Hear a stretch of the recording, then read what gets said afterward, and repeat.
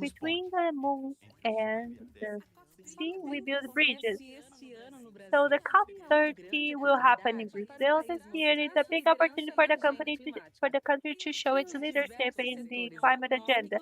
And in several economic sectors that create everything that we use in our everyday life, they are the key pieces in this transformation. To advance in climate finance, decarbonization, and energy transition, we need concrete solutions by means of the engagement of the productive sector. Therefore, the industry and several economic sectors launched the Sustainable Business COP, the SB COP, a global alliance that gathers together national and international company institutions to foster sustainable commitment. Would you like to know how this will work? We will mobilize companies and institutions to give the government leaders recommendations. Besides presenting innovative solutions and connect business that invest in low carbon economy. This is how powerful SBCOP is, a commitment of the business sector with the planet. Together, we will make efforts to promote a more sustainable world. Sustainable Business COP, creating sustainable futures. Ladies and gentlemen, good afternoon. Welcome to this event at the COP, Business Action for Sustainable Development. We aim to present the COP29 results, launch officially the Sustainable Business COP, SB COP, a global alliance that aims to articulate, foster, and support business commitments for climate agenda. This initiative gathers together national and international strategic partners, institutions, and companies from all over the world to generate concrete generations that can be taken to government leaders during the COP and to present success cases in the private sector and showcase innovative solutions, promoting advancement towards a low carbon economy by means of concrete solutions and business commitment. This event is realized by the CNI, or Brazilian National Confederation of Industries, and co-supporters are SESI, the National Service of Industrial Learning, SENAI, and the Brazilian Service of Support to Micro Companies and Small Companies. It also relies on the following sponsors: Diamond sponsor, the Brazilian Agency of Industrial Development, ABDI, Golden Petrobras and federal government, Silver, National Association of Automobile Vehicle, the Brazilian Institution of Oil and Gas, Marfrig, BRF, Syngenta, and Suzano. Bronze, Ambev, National Confederation of General Insurance Companies, and Capitalization, CNSEC, the Federal Confederation of Transport, CNT, Senat, NPL, and Vale. Institutional support by the Brazilian Institution of the Wind Power New Technology, AB Eólica, and the Commercial Chamber of the Abu Dhabi Bank, the Amazon Institute Plus 21, U.S. Chamber of Commerce. We also would like to inform that the devices for translation are available at the end of this auditorium. To get started, we would like to invite the President of the Brazilian National Confederation of Industry, Ricardo Alban. He is being accompanied by the President of the COP30, Ambassador André Correia de Lago, the Extraordinary Secretary of COP30, Walter Correia da Silva, representing the Ministry of Civil House, Rui Costa, Executive Secretary of the Ministry of Development, Industry, Commerce and Services, Marcio Rosa, representing the Ministry Dominique Geraldo Alckmin. Also online, he has joined us the Governor of the State of Pará, Elder Barbalho.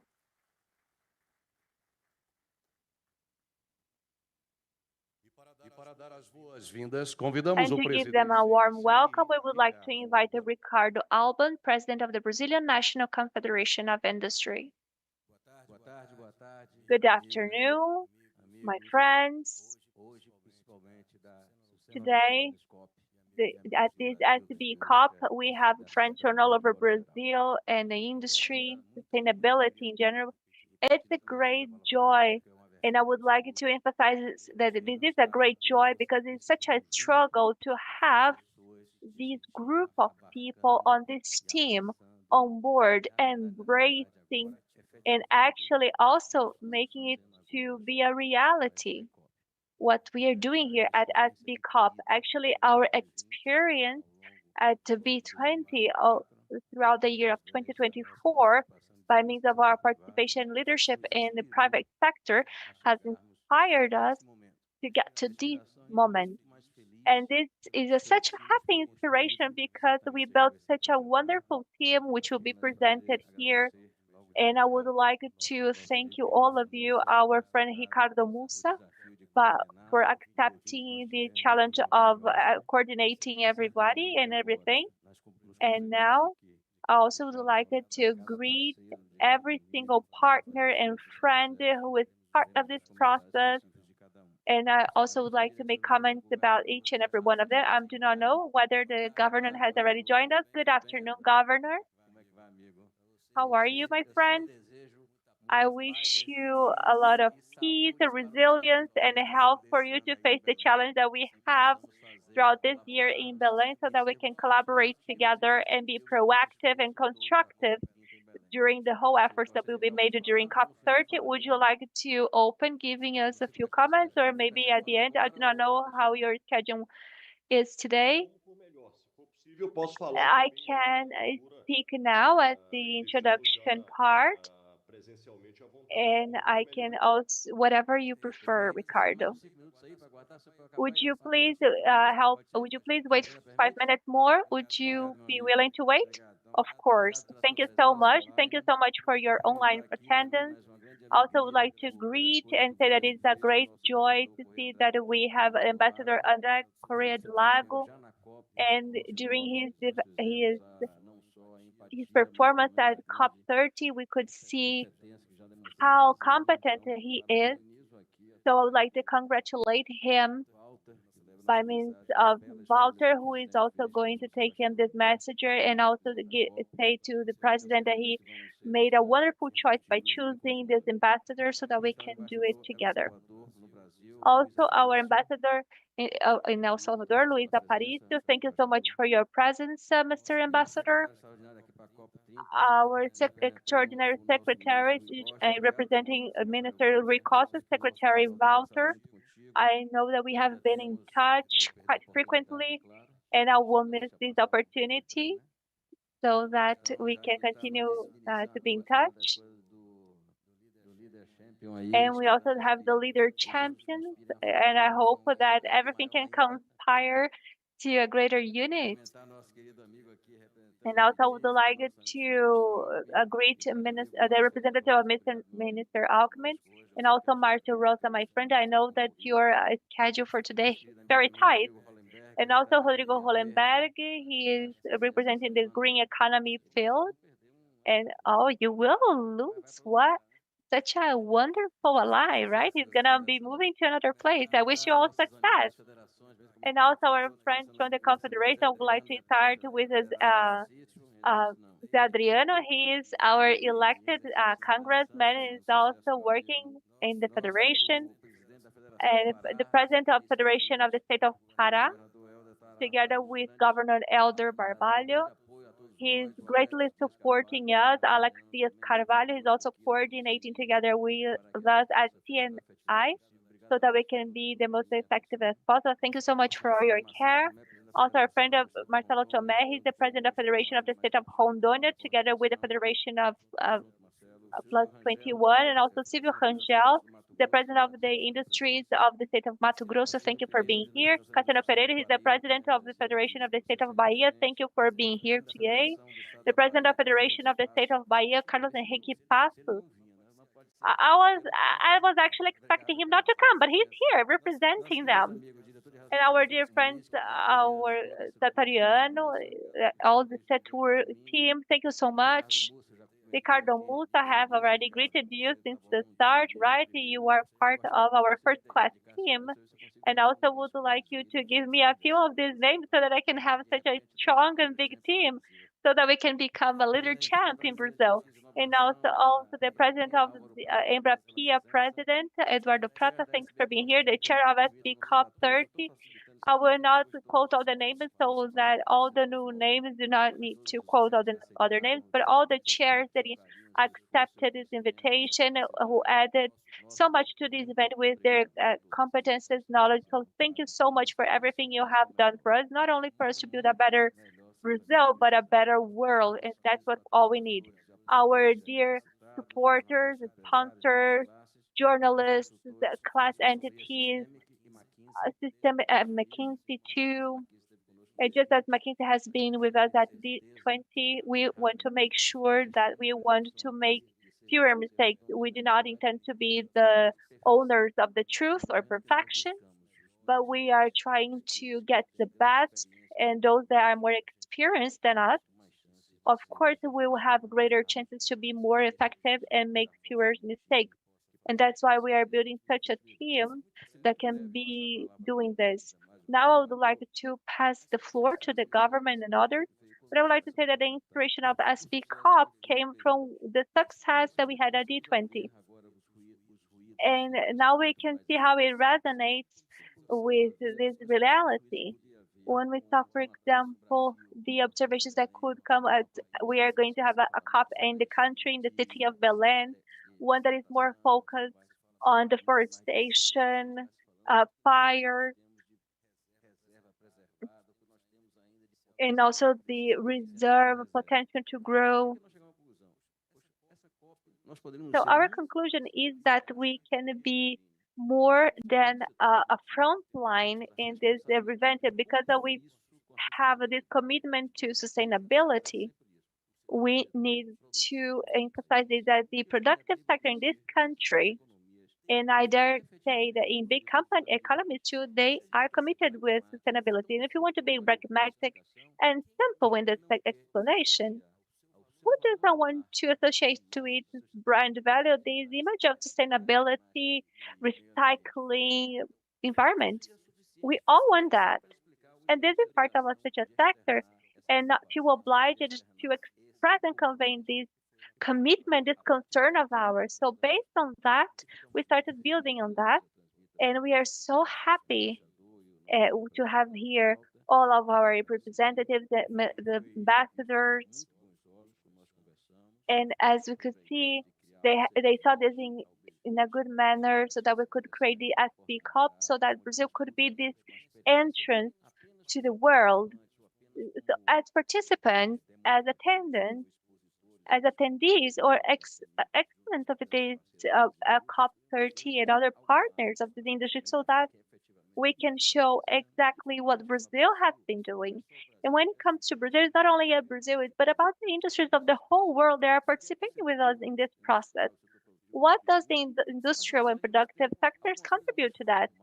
But we needed to formalize this, to rationalize this in such a project in relation to G20, B20, such as CBRIC, BRIC, which has to do with also the aspect of our ambassador, for instance, as soon as he was officialized in this office, he also endorsed this, and this is an ongoing process that made us to come to this day so that we can launch this event, and of course, we will have all the success we need. And we can also say this is emphasized when we see the geopolitics around the world, we see a trend, we see a moment in this scenario that is very relevant. But when we see this scenario in this business scenario, we see that it is not that unstable. At every 4 years we have a big change. No, this is an ever evolving process. It might go wrong or right, but or well, but it is evolving, and it can also be a catalyst of public policies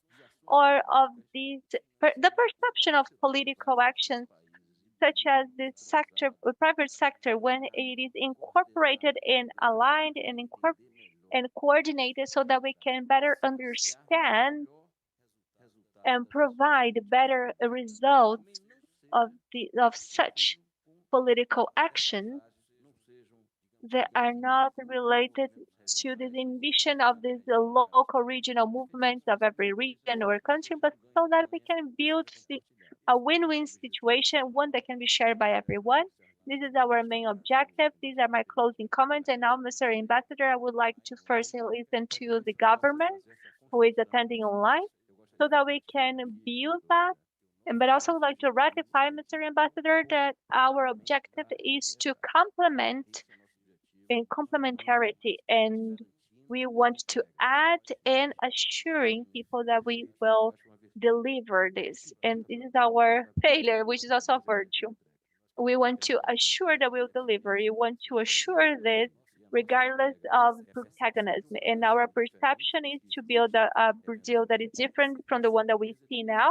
And the certainty that the business sector in Brazil, not from Brazil, but in Brazil, we know that they all have excellent success cases, proposals, and ways to achieve our deliveries. Thank you so much, my friends. And now I would like to pass the floor to the governor of the state of Pará.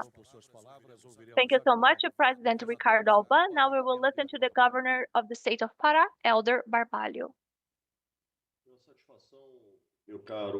It's a great satisfaction to be here, President Ricardo Alban, for participating in this important initiative led by the Brazilian National Confederation of Industry. I also would like to thank you for this invitation. And I also would like to say that I was unable to attend this in person. And thank you so much for this deference in inviting me to be part of this online so that I could contribute to this important moment where CNI is initiating and consolidating by means of the SB COP this tool to mobilize the productive sector in Brazil around COP30 agenda which will be held in Belém. And building on the success that was provided by the productive sector permanently, as we could say, with this parallel discussions at G20 and now during the BRICS. And it couldn't be different. And now we have to replicate this during a COP30. And I also would like to greet our dear Andrea Correa de Lago, president of COP30, and on behalf of the extraordinary secretary as well. I also would like to greet everyone who is present at this event, both online and in person. And I would like to emphasize the mobilization of the business and productive sectors in Brazil as part of this agenda. It would be a mistake if we thought that this COP is just an environmental discussion event. We have this transversal opportunity by means of this event so that we can have this greater permanent adhesion when it comes to production, economic mobilization, with all these environmental agendas and commitments. So this transversal look is necessary so that we can extract the content and above all things, make this COP in Belém, in the Amazon region, in Brazil, may leave an environmental legacy and of a new paradigm for relations, multisectoral and multilateral relations all over the world. And this makes the protagonism of the Brazilian productive sector totally relevant, whether in the industry or productive activities in agribusiness, pecuary, mining, or activities related to new economies. And I would like to highlight the relevance and of the importance of implementing new economies based on green economies or economic activities that value productive origins, nature-based origins, forest-based origins, such as bioeconomy, or the activity related to a carbon market or forest concessions or forest preservation or restoration. So we see that we we can preserve new jobs, green jobs, and payments by related to these activities based on this logic of this conjugation of factors, which must be sought by Brazil. We need to produce to preserve and preserve to produce so that it can also guide all of us throughout this journey together.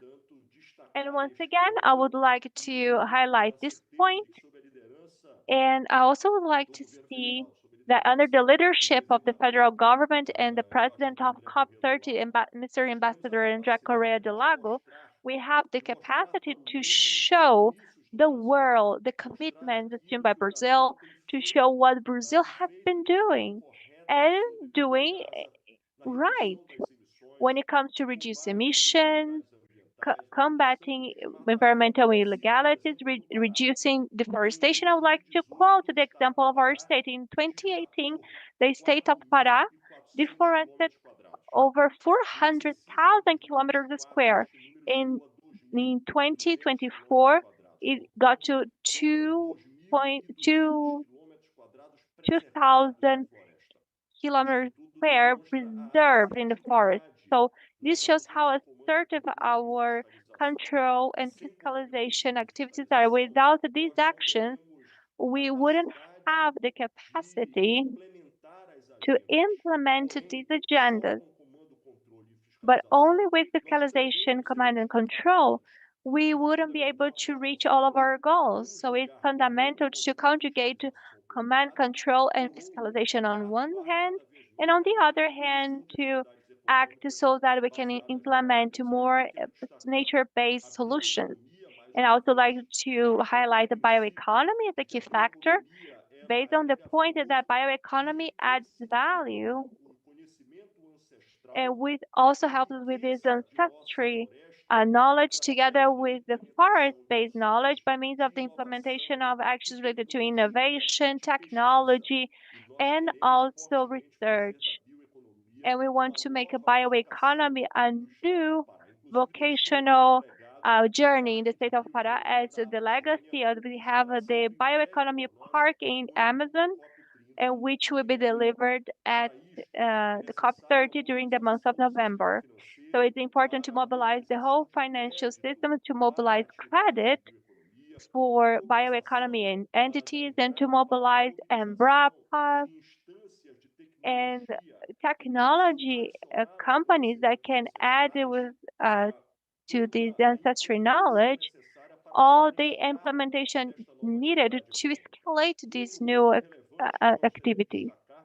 Another important point is the carbon market. Brazil has just approved its legal framework for carbon market, and the state of Pará is ahead of schedule so as to validate operations that allow monetization of the carbon market can actually happen based on the verification of how much we were emitting when it comes to GHG and how much we have reduced in deforestation, how much credit has been generated by means of that. And Pará is one of the signature of this agreement and showing that it's possible to show this and show how this can be reality. And we are seeking the neutralization of these emissions because Brazil could be a commodity of the world in terms of emissions. We are going to talk about the agenda about the D3 in São Paulo. The first agenda of restoration, because all the deforestation could be in partnership with the private sector, restoration, restore the whole forest and generate employees. And in the end of this month, the D3, we are talking about 40 years of 1 billion of investments and creation of 2,000 employments. And this is the way we have to recover all the restoration. For the last, I would like to talk about the energy, and we can, and we have to implement eolic parks, solar parks, that we can decrease the dependency of the different kinds of energy. And Pará is one of the protagonists because we have a very that we can provide to Brazil and the world in order to provide this kind of energy. And talking about this cross-sector agenda, we are dealing with the reality we are living and the other kinds of subjects we can have here. And we have the total conditions to prove and show in November all the agenda. We are consolidating the Belém.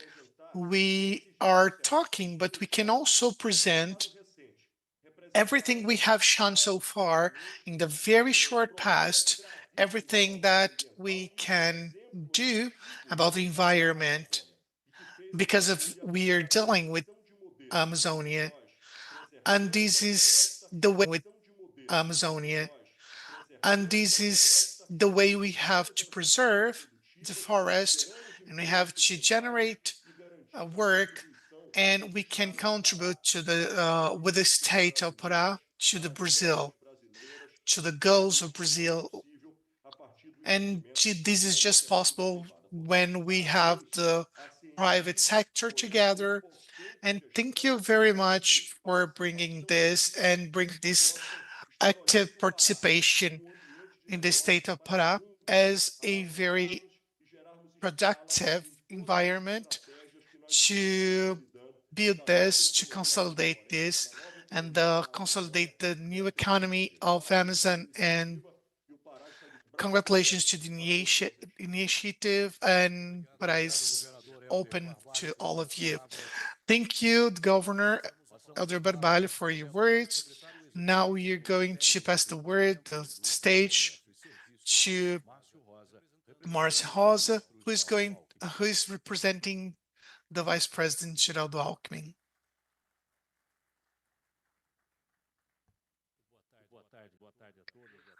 Very good afternoon to all of you. I couldn't talk sad because I have to gesticulate because this is an honor to be here. I'm very happy to be here. Geraldo Alckmin is the part of Gleisi Hoffmann, and we are here to be happy and to animate everyone. I want to congratulate Ricardo Alban, all the team, because you were very loyal to your history, because you have been doing a very good job. Annenberg, Lucas, all the team, the green economy team, B economy, because we have a very nice team that is very putting all the effort, right, Ambassador? I want to also compliment Correia da Silva, who is managing the governing the copy, and it's always available. I'm just going to leave a very fast message from the Vice President and also the Lula President and the President of the Industry and Commerce and Services. First, I want to highlight something that is very important to say. I'm not going to repeat everything the governor said, but it's a very important date. It's a commitment of the President Lula with this agenda, which is related to the whole development and any new industry of Brazil. And this the commitment is to make this industry much more sustainable.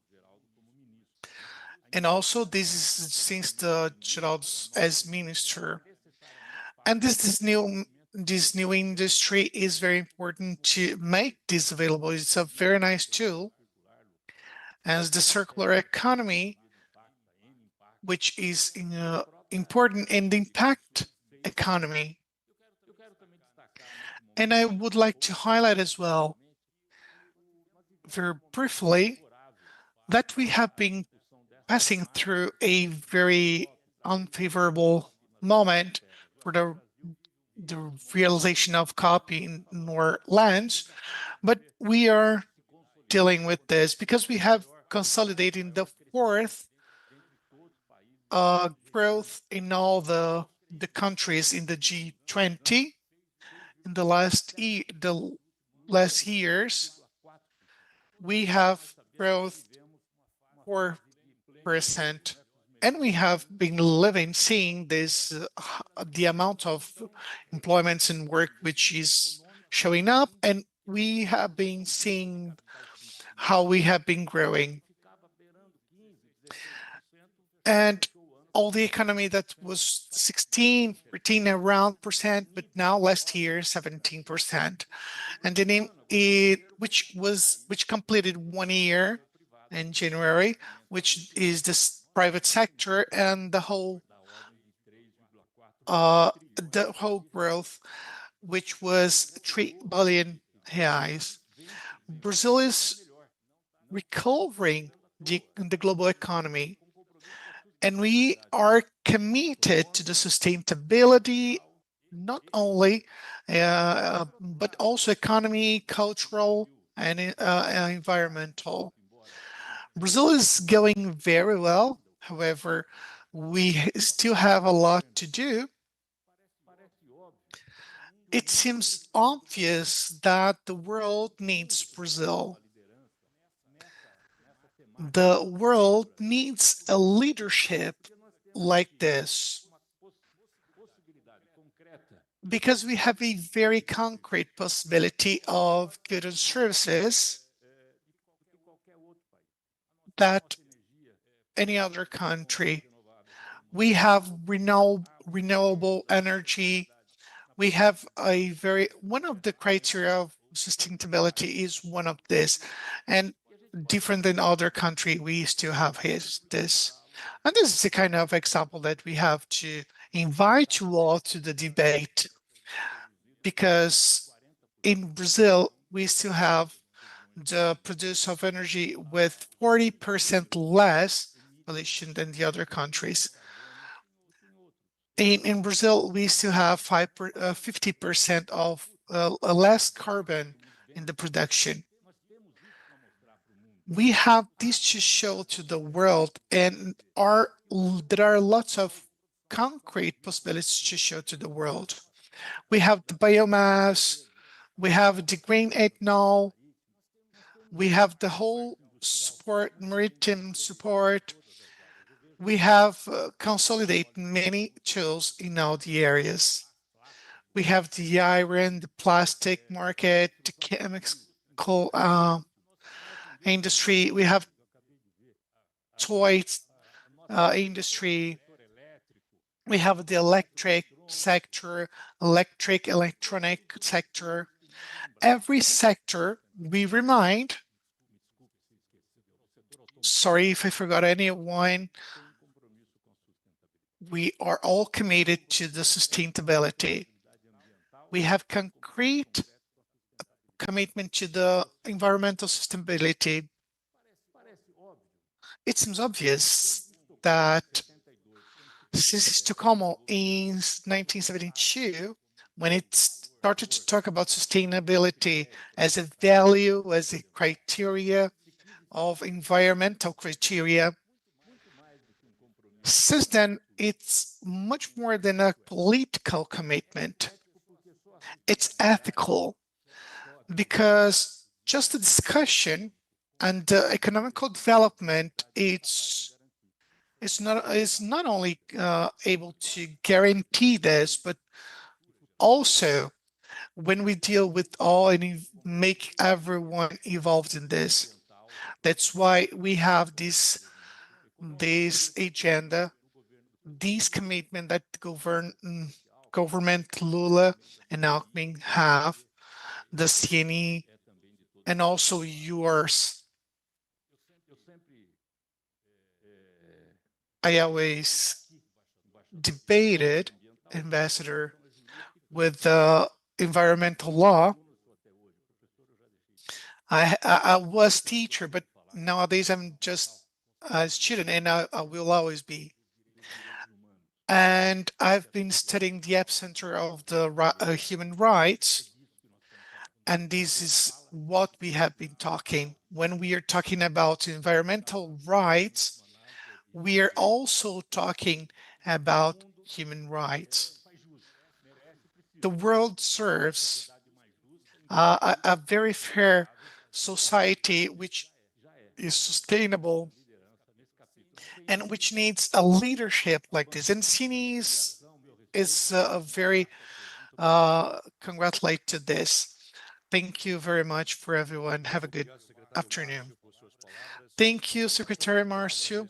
Now we are going to give the spotlight to Vitor Moreira Silva, which is representing the Minister of Commerce Civil. I want to hide the president of FEBRABAN to invite me to be this very important event.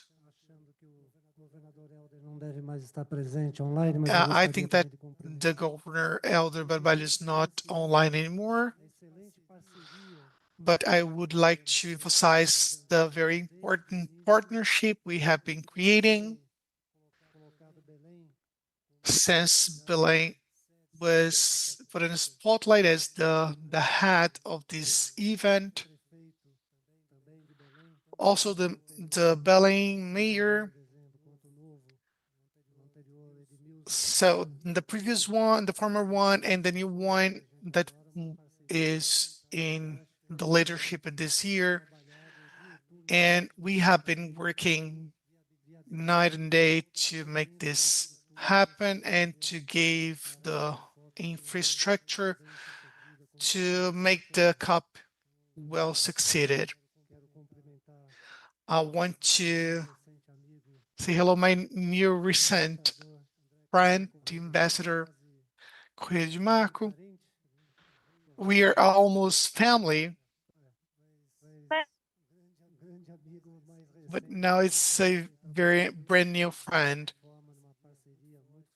We have created a partnership, very strong partnership right now. And the executive director, I want to say hello, my governor friend, who is in the Ministry of Development, MDIC, Marcelias Rosa, representing, who is representing the Vice President, Geraldo Alckmin. I'm going to say that I'm not going to try to talk like Rui,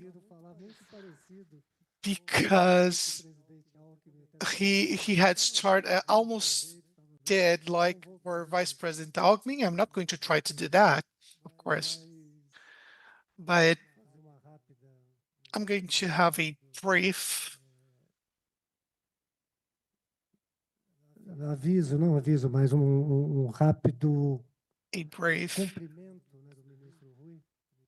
to the Ministry Rui to congratulate to the and give the and disposal the whole sector, the govern sector, like we did in B20, and how the result was the outcome in G20 in Brazil, like we did, committed to the whole sector. I want to put the Minister Ray's name on the list and say that he's available that to help whenever it's needed. And it's very important to have this event in Brazil because we still know that we can be part of this and put this to the people who are working and assembly the whole thing to the COP30.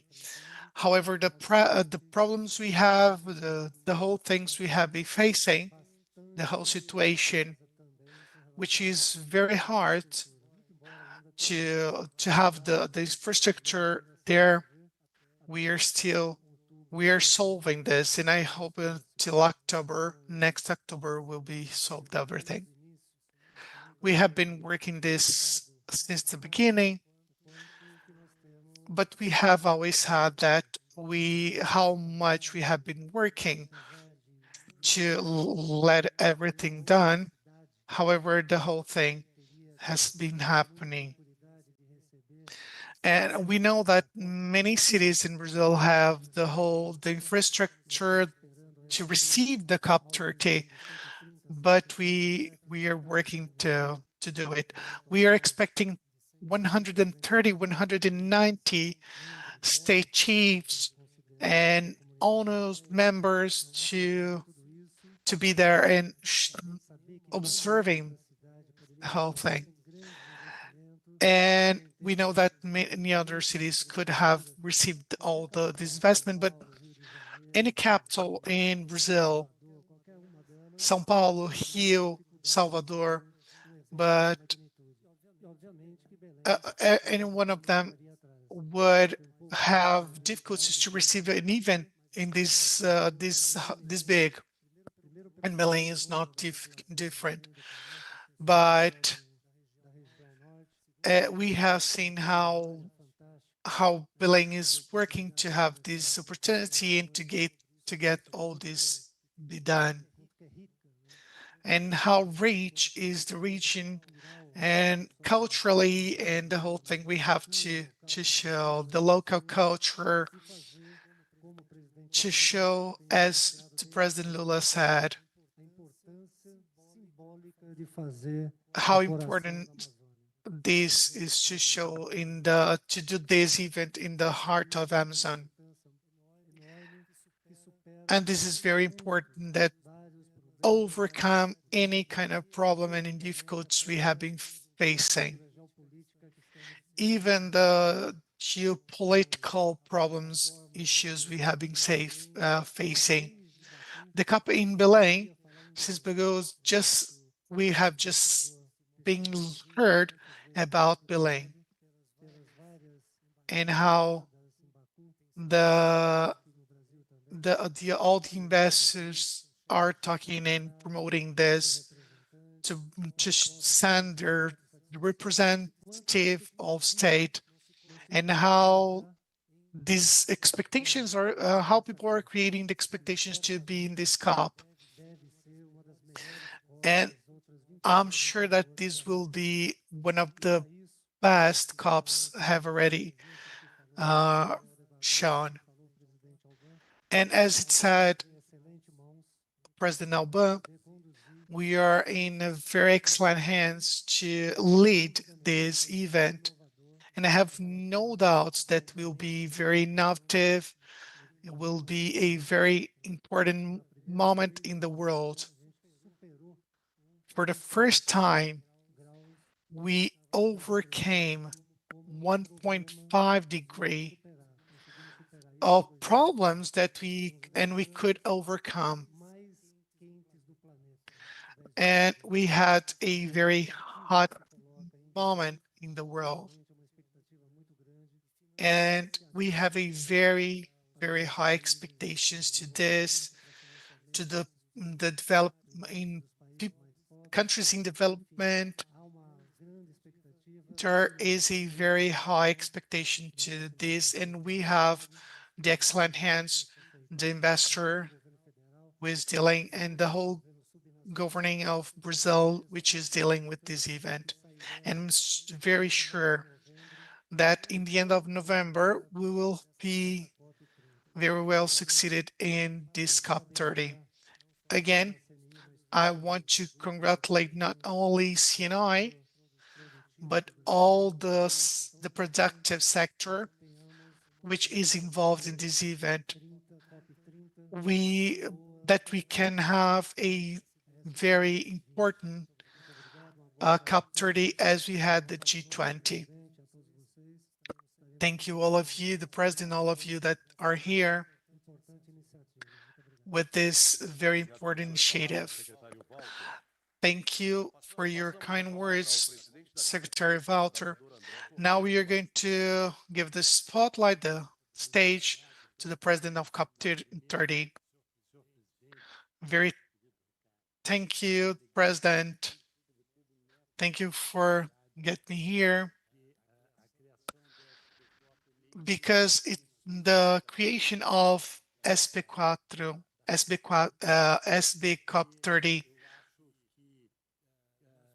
it's important. I think we can get in the COP30 very united, as it said the deputy Arnaldo Jardim. It's a national pact for the COP30. The COP will be a very extraordinary event that we can get together, reunite us to get all the information in Brazil. That's why the SB COP we are celebrating here. I also would like to have a very special greeting to the ones who were working together, the Vice President Alckmin, who was the chief in Bagu, which had a very nice work there. Also the Governor Elder Barbalho, if he's watching, a very special greetings. And everyone who is attending here. And now we have the very best friend here who is working very incredibly, because we both want to have the COP30 more than anyone. COP30 will be a very extraordinary opportunity to Brazil. I also would like to thank to the loyals who are the ones who are taking care of this event, the SB COP. Also thank Sebrae, Senai, who are also working together with us. I have talked to Décio Lima 2 days ago in New York. We have been working very hard together in Sebrae. Today, it was published the first letter that I sent to the international community about the COP30. And in this letter, we explain a little bit what we want to show to the world, that how the world could contribute to this in COP30. It's important to Brazil to present what to say and how to propose this, what is possible to the COP30. And little by little, we are going to publish some other letters that how we're going on and how the information are going on and how it's going to be in COP30 that Walter has just said. COP30 has already started more than a year ago when the president announced this. And we have been creating this to develop and all the structure to have there. I want to say that copy are four different things, four different contexts that we must have significant results.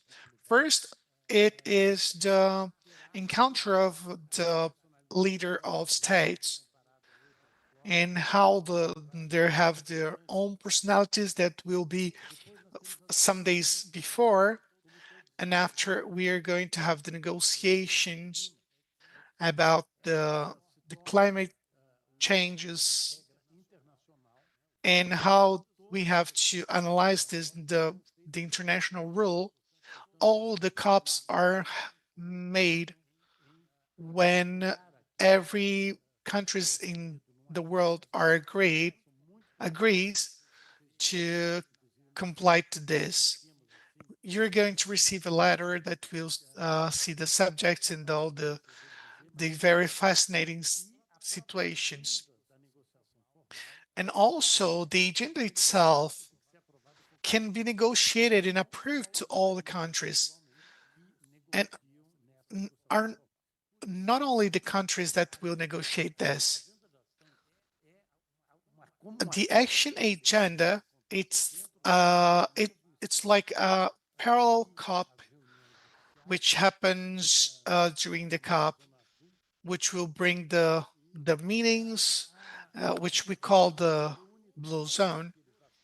These action agendas reunite all the ones who cannot vote, the scientists, the academics.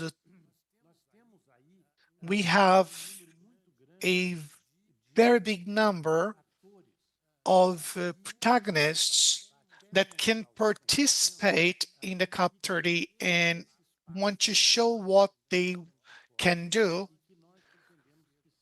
And we want to have this significant event that will show this. Something that you have said that is the core of this event. It's a very complex moment. The private sector is the portrait of this.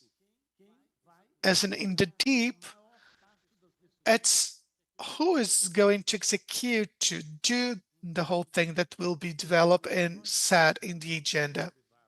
So that's why we need the private sector to get together and to analyze the whole situation, because this is a very unique occasion that Brazil can show how it works. Because we have a lot of examples,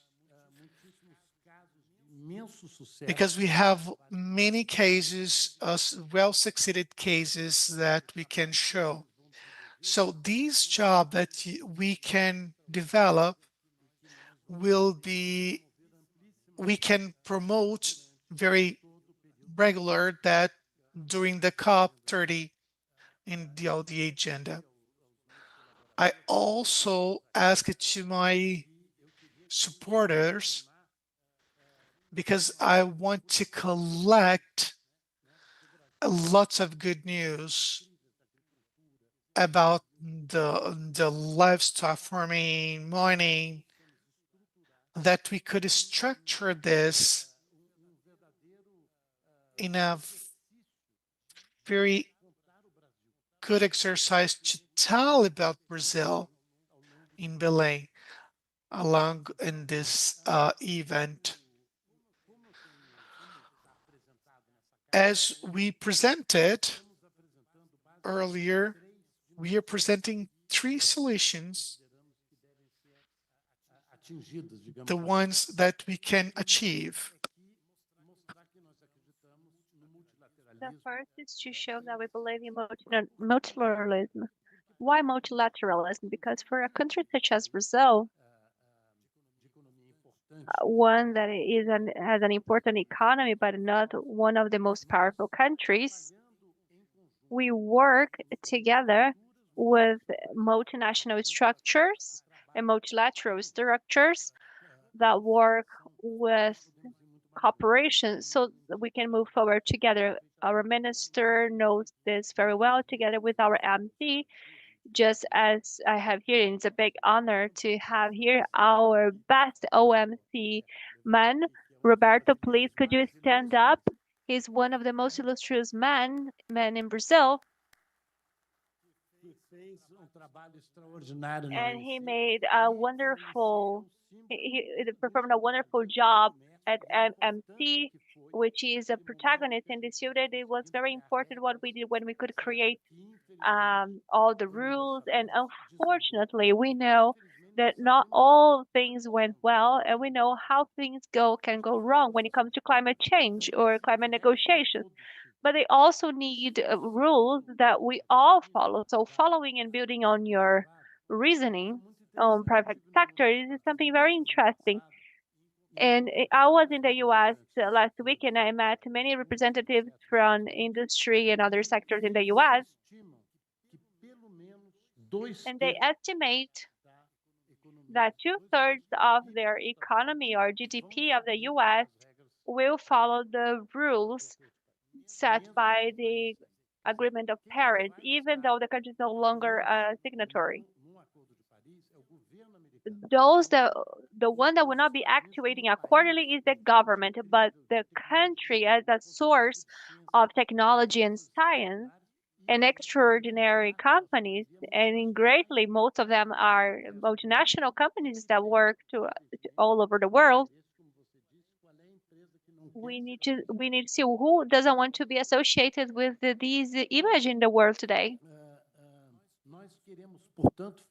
So we want to strengthen multilateralism as far as we can, showing that climate regime has to be strengthened and continued.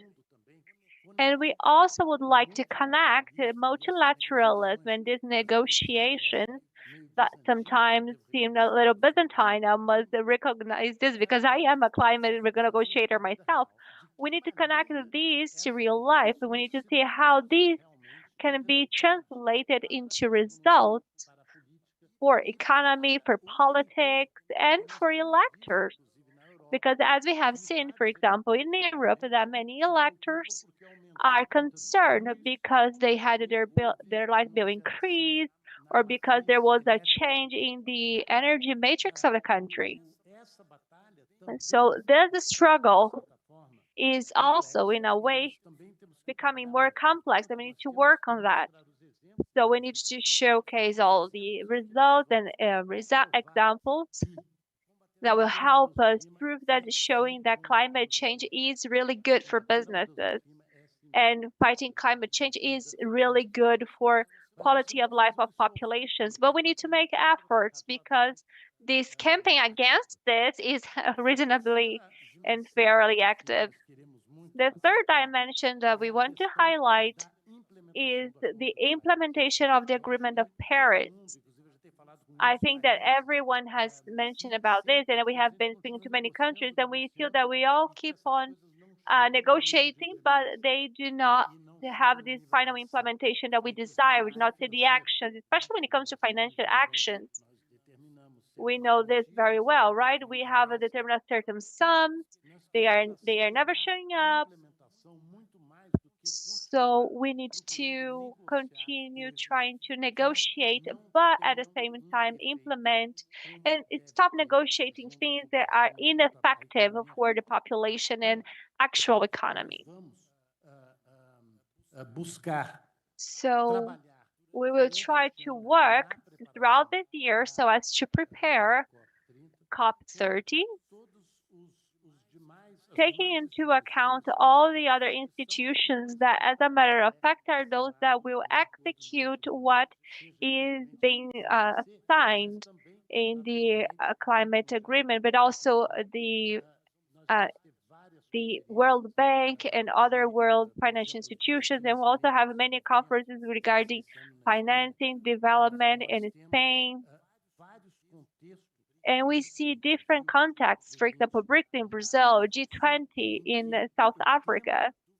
And the finance aspect or implementation of the combat to climate change is, as a matter of fact, more effective than when it comes to a discussion, a constant discussion in relation to negotiations alone.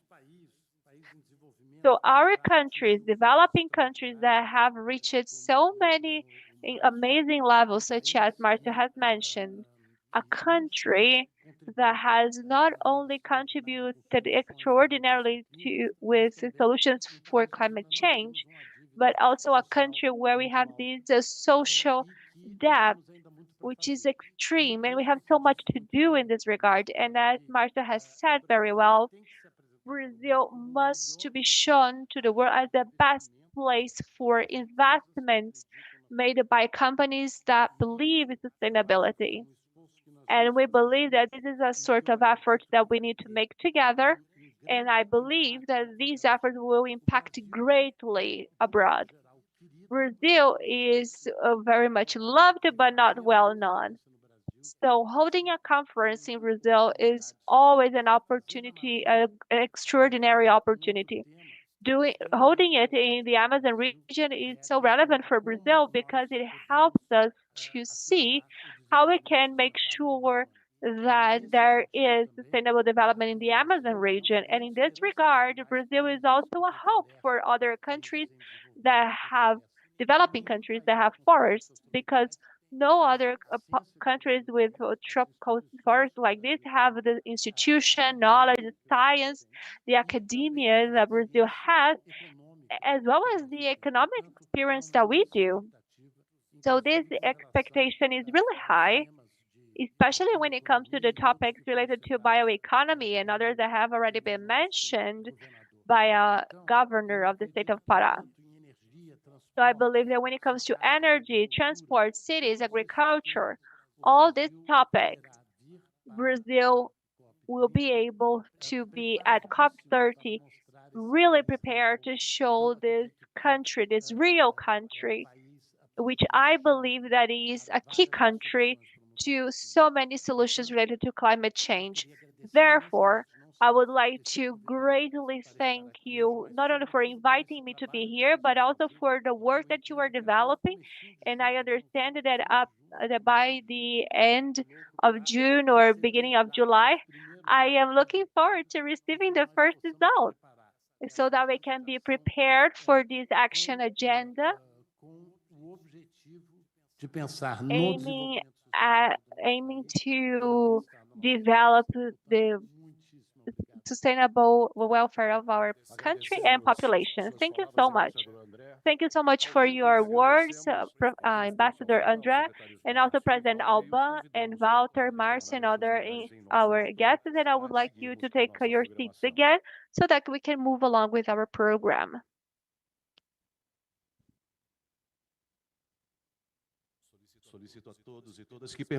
I also would like to ask you to remain in your seats.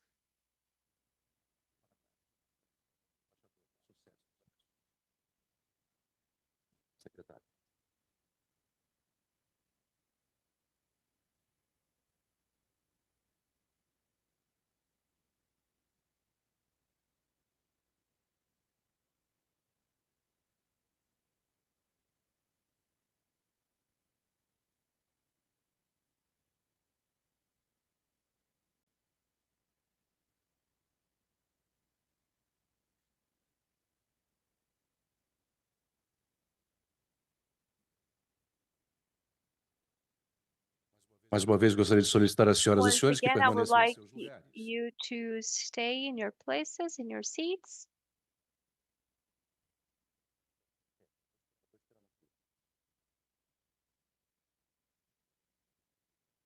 Vai ter que dar uma dispensada aqui, né?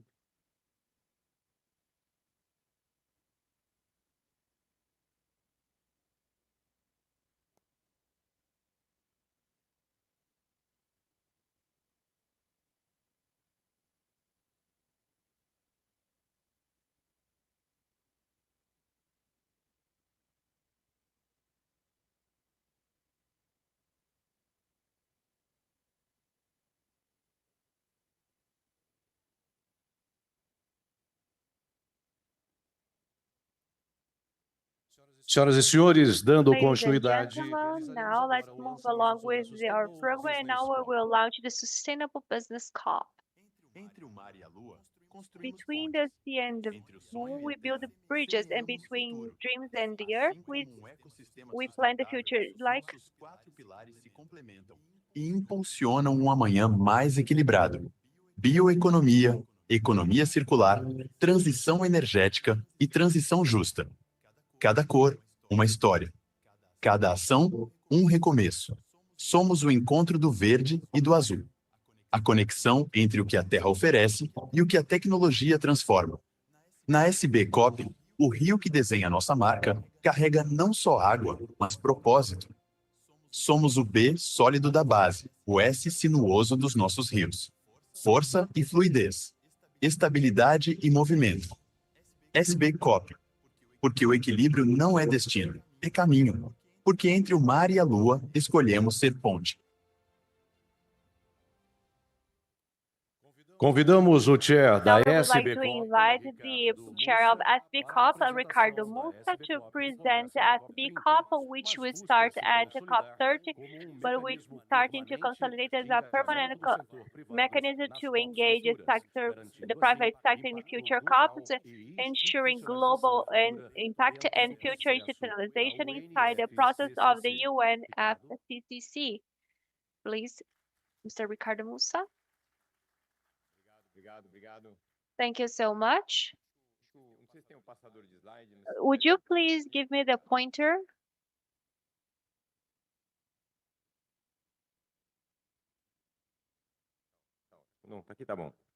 Wonderful, it's perfect. Thank you so much. Thank you for being present here today. It's an honor and privilege to lead this group after spending these last three B20, which is a work performed by the ambassadors and other colleagues here. And B20 success brought us to this point. And why are we here today? The reason is, well, 80% of all world GDP is part of this private sector, and 84% comes from the same sector. So definitely the solution lies in the private sector as well. So it's very important to put this sector inside the COP. And the greatest complaint I heard at Davos this year is that COP had to do with government. There is no room for companies to work. So that's why we created some room for companies to influence and guide governments in this discussion. So this is the main reason why we are discussing it to climate change. 89% of energy reduction in costs related. So here we can see that we can actually make things happen. And here we can see the 6 working groups. So please keep these names in mind.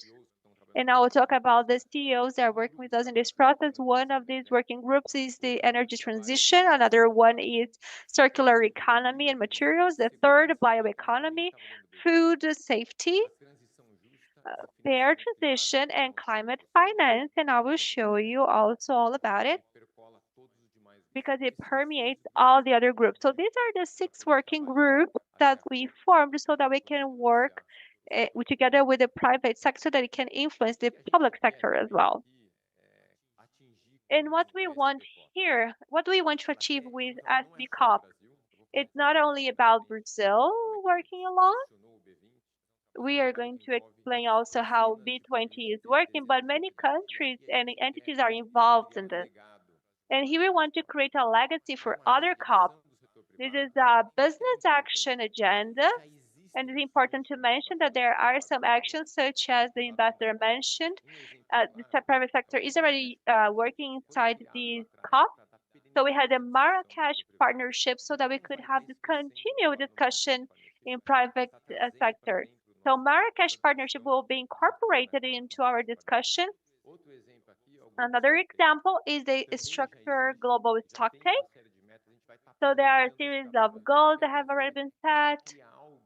And we want to create something that will be permanent. And what happens at B20 is that we created a working group in private sector to help countries in their discussions, and this work as well. This is already permanent. Every G20 we have this B20. For example, G20 in South Africa, B20 is already working with the private sector to influence the discussions in G20 discussions in South Africa. And for the first time, we were organizing clearly this productive private sector, which is recognized by the very COP, represented by Mr. André, by the country that it will, the hosting country. So one of our successful measures is to see this being replicated in the next COP. I'm not sure whether it will be in Turkey or Australia, it doesn't matter. And when it comes to the working groups, for example, COP 30, 31, 32, and others. And when it comes to the groups, this is the working group. So here you can see the faces of people. I am the chair of this COP.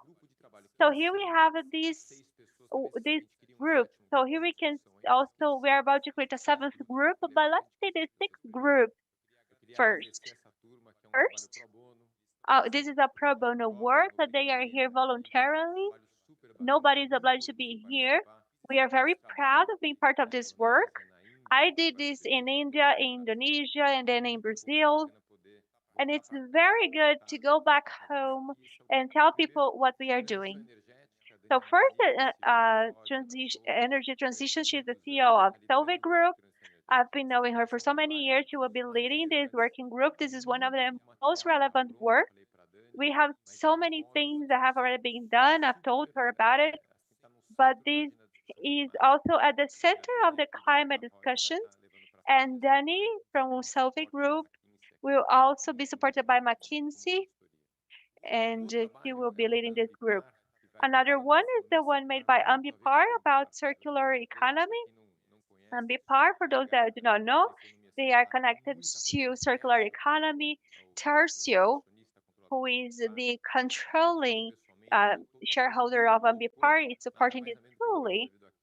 And also, Andrea Correa Lagos said that we needed to take these discussions forward. And we have a big team which is represented by Tercio and Azevedo. The third working group is Natura. It couldn't be left aside, right? Represented by João Paulo. There is no other company in Brazil that is more connected to bioeconomy in the Amazon region than Natura. João, as I was an internship, we did an internship at Unilever. So João, thank you so much for your work. It will be awesome to work with you in this project. And JBS, regarding food safety as well, Gilberto Tomazoni came here as well. She performed a great job there at B20.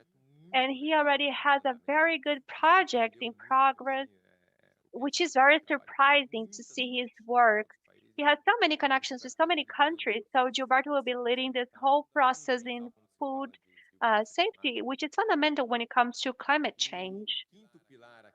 The fifth pillar, which is being led by Rafael Segreira from Schneider Electric, and you will see more about this when it comes to green work and new ways of working.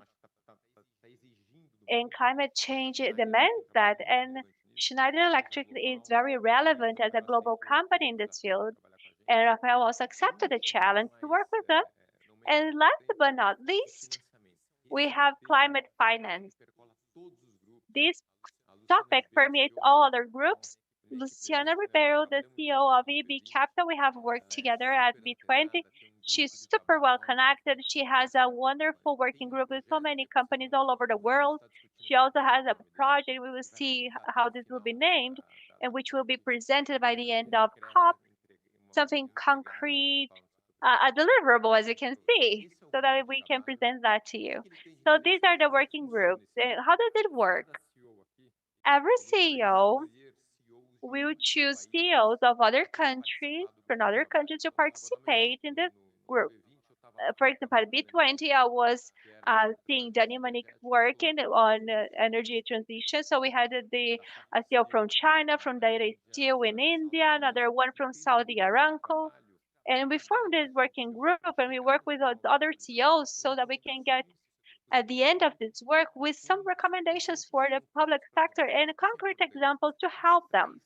And this is important because when the private sector and important CEOs from other big companies, this can also be a big influence on your governments and countries, in their own governments and countries. So one of our successful metrics shows us that how many of our recommendations are accepted at the end of these discussions. At G20, more than 70% was accepted. So this shows how strong our influence is. That's why not only Brazil works on that, but other countries as well. So our challenge is not only having 20 countries, but over 150 countries participating in this. It's a very complex work. And I'm telling you this because now, as you can see here, we can use this cogence of CNI, which is a very big institution in Brazil.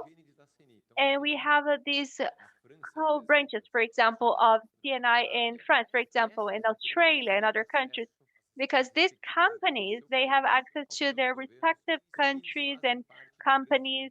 So they are part of this big business council, which will supervise our work so that we can show our work and help this to be disseminated. This is not only a Brazilian work, this is coordinated by CNI, but this will be performed with the support of several entities all over the world. And lastly, we have the institutional partners. And as we have mentioned, there are so many companies and consultancy companies such as Systemi. Patricia Allen is here. She is such a big specialist in this field. She is a very well-known businesswoman. McKinsey, BCG, Ben, and other consultancies as well will be working with us. So this is a huge work involving a high-level company CEOs. They're setting aside their personal time to participate in that. Different branches of CNI as well, and also these knowledgeable partners as well. This big consultancy that can help us to be based on science when we take decisions, so that we can have this international reach and also so that we can develop this network. And what are our deliverables? Let us see some of them. So here we have three of them. Three results we need to deliver. So first, these are the independent initiatives. So we want to get to COP. In every one of these 6 or 7 working groups, they need to deliver something concrete. The private sector is known by delivering concrete, palpable deliverables. So at least these groups, they need to present at least a local deliverable, something impactful that can so that they can show that the public sector can rely on the private sector. And we know that this is a consensus that the private sector can really present its deliverables, concrete deliverables. Second, action agenda. André was also explaining about this. So we have the negotiations and the implementation. So SBCOP will be related to this agenda, action agenda, influencing discussions, influencing private sector to deliver actions and propose long-term actions. And the third, we want to influence negotiations as well. So the work that we will perform is the delivery of communique. What is that? It is a document with recommendations. This document has 2 or 3 recommendations by every one of the citizens. So we want to be very pragmatic. We do not want to have 60 or 70 recommendations.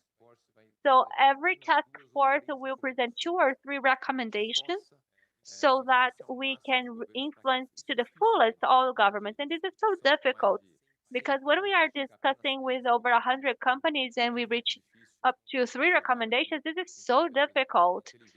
We have so many intelligent people to do that, nevertheless.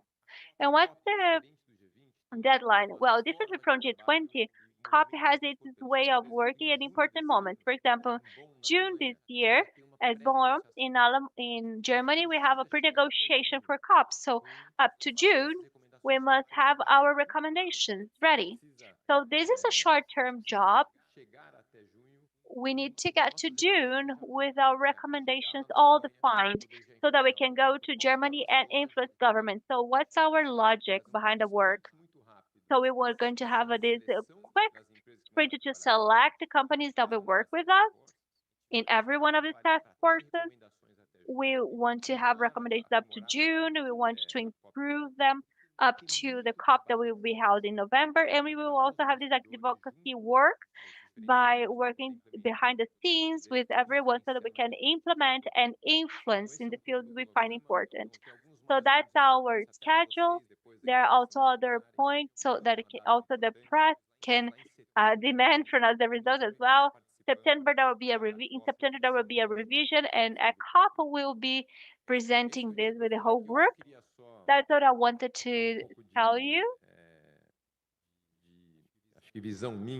And this is the vision I would like to give you and to show you my expectation and what I expect from this wonderful group of people.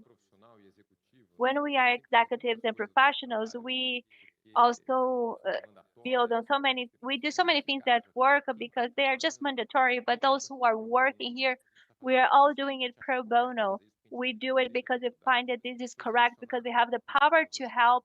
We were selected because we have a big influence. But I have two daughters, and when I come back home, one of the coolest things is to explain to them what I have been doing. We're not doing this for money. We're doing this because something bigger is at stake. And in the case of Brazil, there are only a few things where we lead, and we can really lead because we are better than others. And in climate field, our productive sector is better than many others. So when we are discussing with China, Europe, and the US, in this field, we have this good positioning. So we are a good example. So it's easier to lead when we have an example at home. So we have companies such as JBS, Natura, and others, and so that we can lead this process. So the chance for success is very high when this is held in Brazil. But the other COPs, for example, I don't think that they had the same protagonism that we are having here in Brazil. So we needed to take advantage of this to show the public sector how much the private sector can help. And I hope that we can be in November delivering this big work with this big team who is being prepared for this. So thank you so much. I wish you all the best.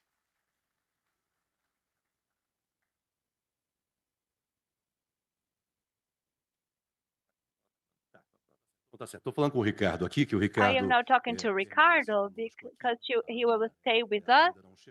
Ana has not arrived yet, so Ricardo, to start this section, I think that Ana will arrive during your explanation, so please feel free to take your seat.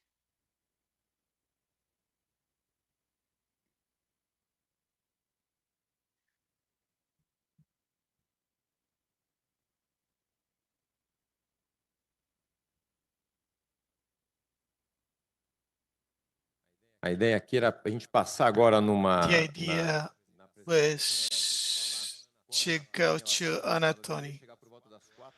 She was supposed to get here at 4, but she's getting in 2 minutes. This moment is a question moment with Anatoni.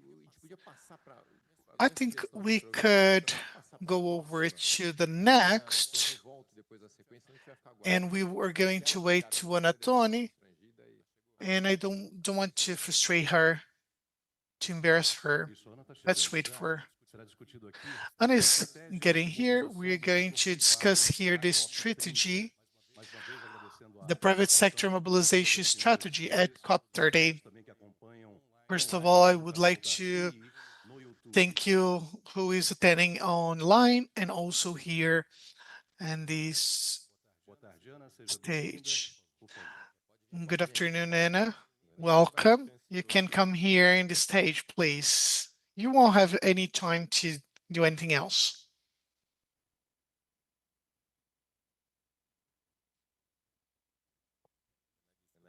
Fazer você entrar assim de And sopetão. I'm so sorry to make you get in this fast. I was supposed to make a blow in my speech, Lito. No, you were on time. I just got in advance. And just to start, the private sector has a very important role in copy. And we have been discussing a lot about financial things, and we have been seeing that companies, they can deal and lead ambitious situations with technology and even with the governed. And COP30 is a very important, it's a milestone that will bring some spotlight. I have some questions for you because you were together with, you were with André, and you have lots of knowledge with the private sector. So the first question is, since the COP30 is a milestone about the sector, the private sector, what are the mechanisms that Brazil can implement to facilitate this and turn all these ideas in a concrete situation? We can see that many people can leave the COP30 with a concrete goal, but I would like to listen a little about you. Well, good afternoon. First, thank you for having me here, and it's important to discuss a little about COP30. André probably has gone already. It's a little, yeah. But what we are going to discuss here will say that we are aligned, we are together. It's good to see him again. André must have mentioned, but I will repeat, that there are many COP inside a COP. COP is one of the biggest event of United Nations. It's not just the 2 weeks that happen in Belém, but it's a process that has been evolving during the whole year. And we have to remember that the COP is not only negotiated between the countries and governments, but COP is something else. It's something about engagement, mainly when we talk about private sector. And we must remember that when the private sector got in the COP,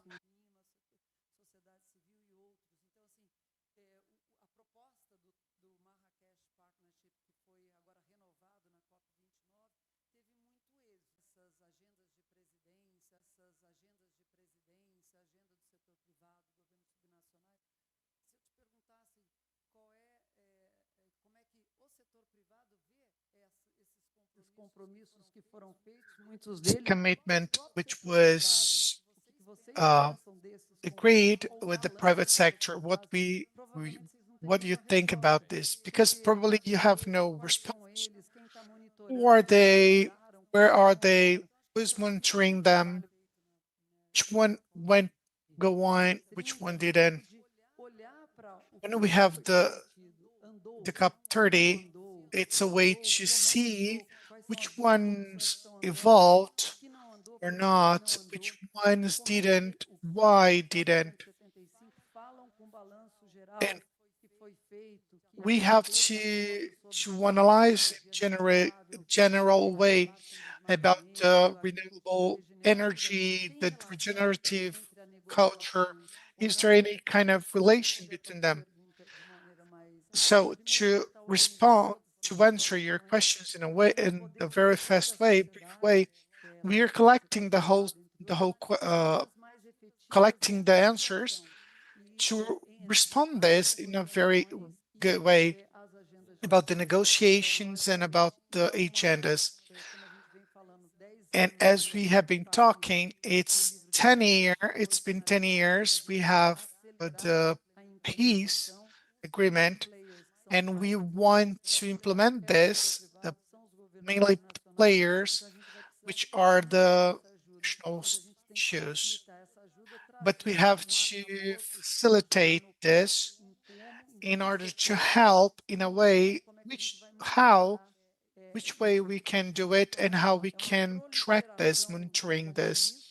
Because this is a proliferation of commitment, but we don't know if this have been being complied because they cannot monitor this. Thank you, Anna. Before you arrive, we have been talking that for each subject, we have one or two or three other, and we have, I don't remember which one, but I participated in a BeVinci that just one group developed. And this is very important because this pragmatism is important to know how it works. I just want to say that there are many protagonists, that organizations that question us. We want to talk about transportation or something else, which is important to COP. But why? What is important to the COP? What question is this important? You want to the president say about what? But we have to go deep in the subject because we cannot think that the COP 30 will solve every single problem. We have to focus in one or two, which is important to the private sector, that will help us to understand how the COP 30 can discuss this and deploy this. I have another question, but I think Lou is going to enjoy it, but I'm going to ask. When we had the G20, we are going to discuss this in COP 30 as well, financing. When we discuss this, I think it's very crucial this. When we have a financing part, we have in every single pillar of this discussion. What do you think the presidents can do different? We have Lou here, who is in charge in the financing things here, and we have lots of things that we can apply until the copy, but we have to discuss some things, but it's very nice to understand, right, Lou? But I think it's something very important to know. I don't know exactly how it's going to be collected, these ideas, but which are the neck of this energetic thing, and how it's so expensive, and how the financing, it's very important, and it's the subject. It is very hard to discuss this. We had this in the last COP 30, and I think it's a very relevant subject. Well, I think this is a very well priority part, and we have been discussing this in a national situation, and we have this in many other subjects, and climate, PAB, and taxonomy, and carbon emission. We have this in the national market. It was something very important, the G20 with the TS climate, that we have been working together. We have a lot of tools discussing this. And I think that will be its high priority subject. But as I said previously, in financing about the livestock farming or reforestation is totally different than the bioeconomy or something different. We must detail this. Some people want to know about guarantee. Some others want some details about financing. We need to understand which sector is this, and how what challenges we have been facing about this. And some subjects are very strict. And again, if we start talking about the biggest subjects in the COP 30 in general, we are going to discuss in general, but these will solve the private sector in situation in general, or we must go deeper and go so specific, the risks and things we have to discuss. Again, when we discuss about financing, it's a very good way to talk because we are in a good moment. But for each sector is very specific. So we must work in a very different mobilization because each challenges are different. For example, we've discussed the resources in Brazil in different sectors. We must go in a big way. Because each country is different, like Brazil and England, so different. So when we are going to talk about financing, we have to go deeper and to solve the best guarantees, of course, but we cannot be so generalized. We must understand which kind of financing wants to unlock. What do you think, Anna, it's a legacy that we are going to get in November and look back and think which would be the greatest legacy to leave to the other events? Because we are the pioneers here, we don't know what will work or not. We're using the example of G20 in order to articulate our job and to get some time ahead. But what we can have as a legacy for the next COPs in the future? I'm going to take some notes here. Of course, we have some legacies that are fundamentals, mainly when we are talking about the climate, which is the reinforcement of the agreements. But for the legacy and the articulation, we must have two things. First, when we look for the many solutions to everything we are looking, because we have one subject, we have many situations, many solutions, because there are many companies which want to go further, but why they can't do that? What is it's blocking them? What's blocking them to escalate this in terms of innovation and technology? It's a lack of regulation, technology, or so on.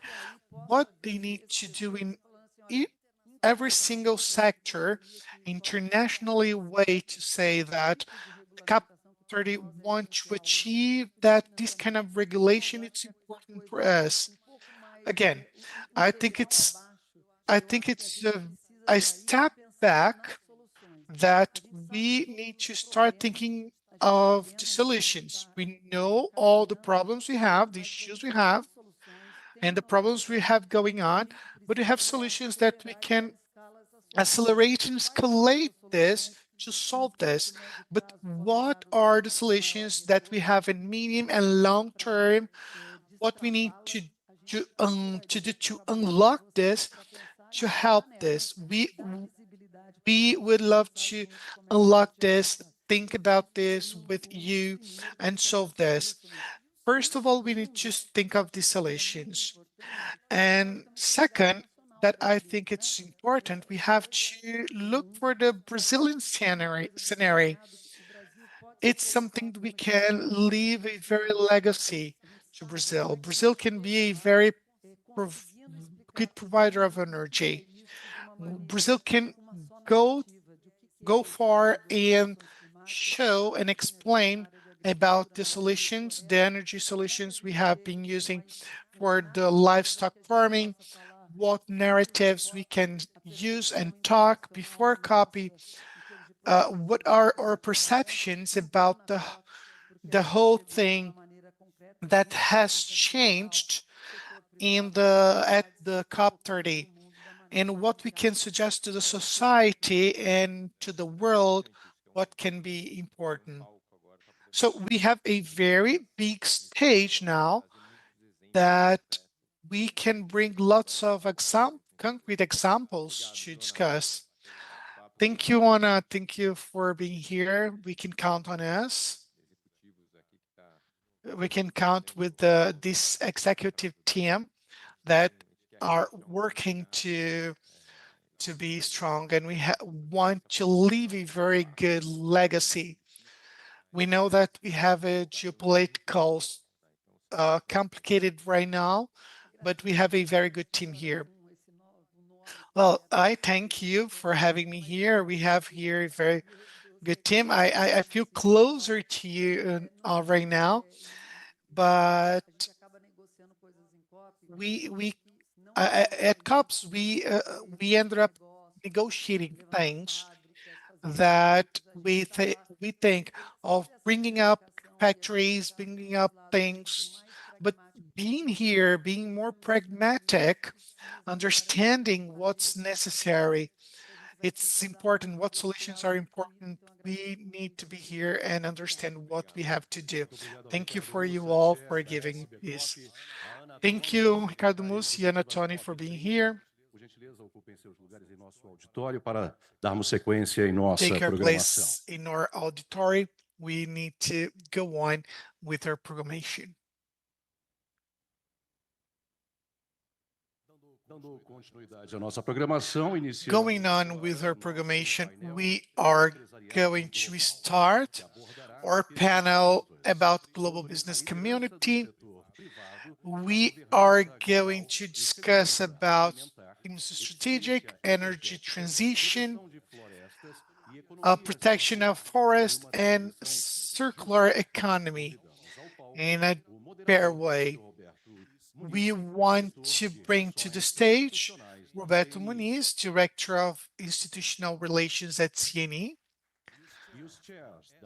and the chairs of SBCOP 30, which will be discussing about biostrategic themes, which will be discussing the strategic pillar.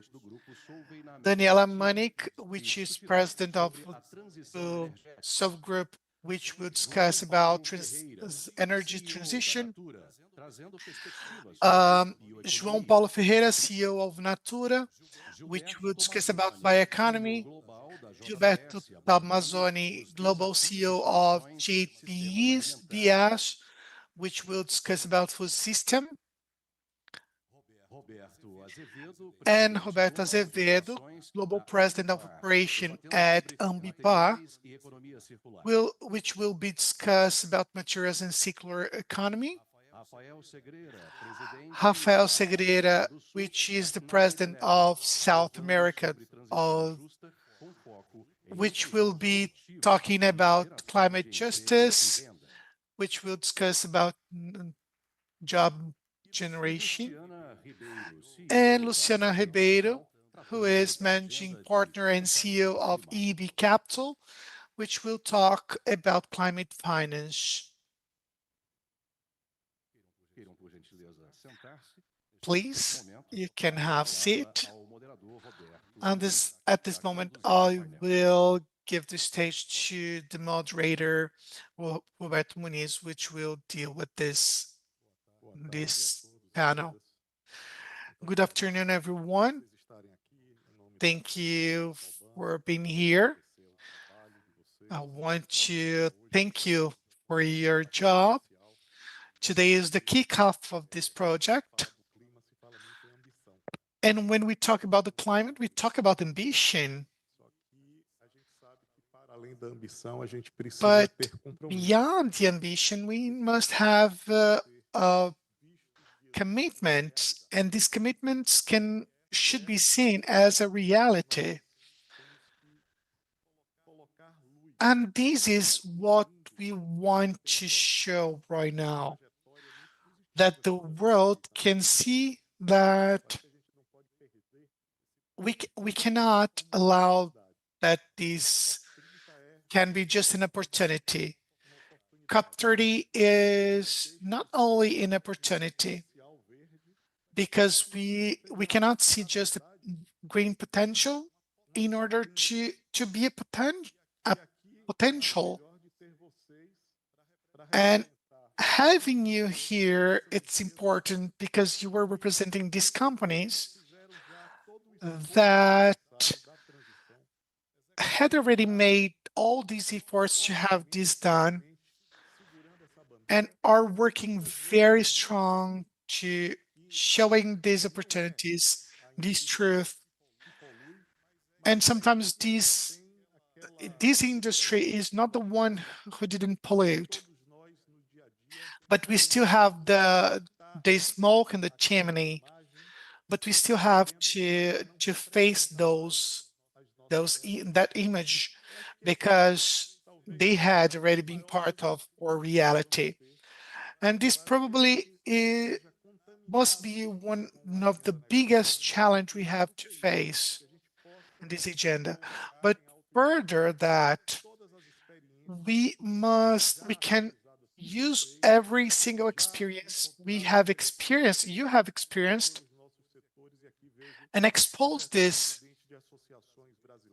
that we had many Brazilian presidents of societies that we'll discuss here, like Fernando and many others who are here already, and greet all the president of the federation, and Alex will be our host in Pará.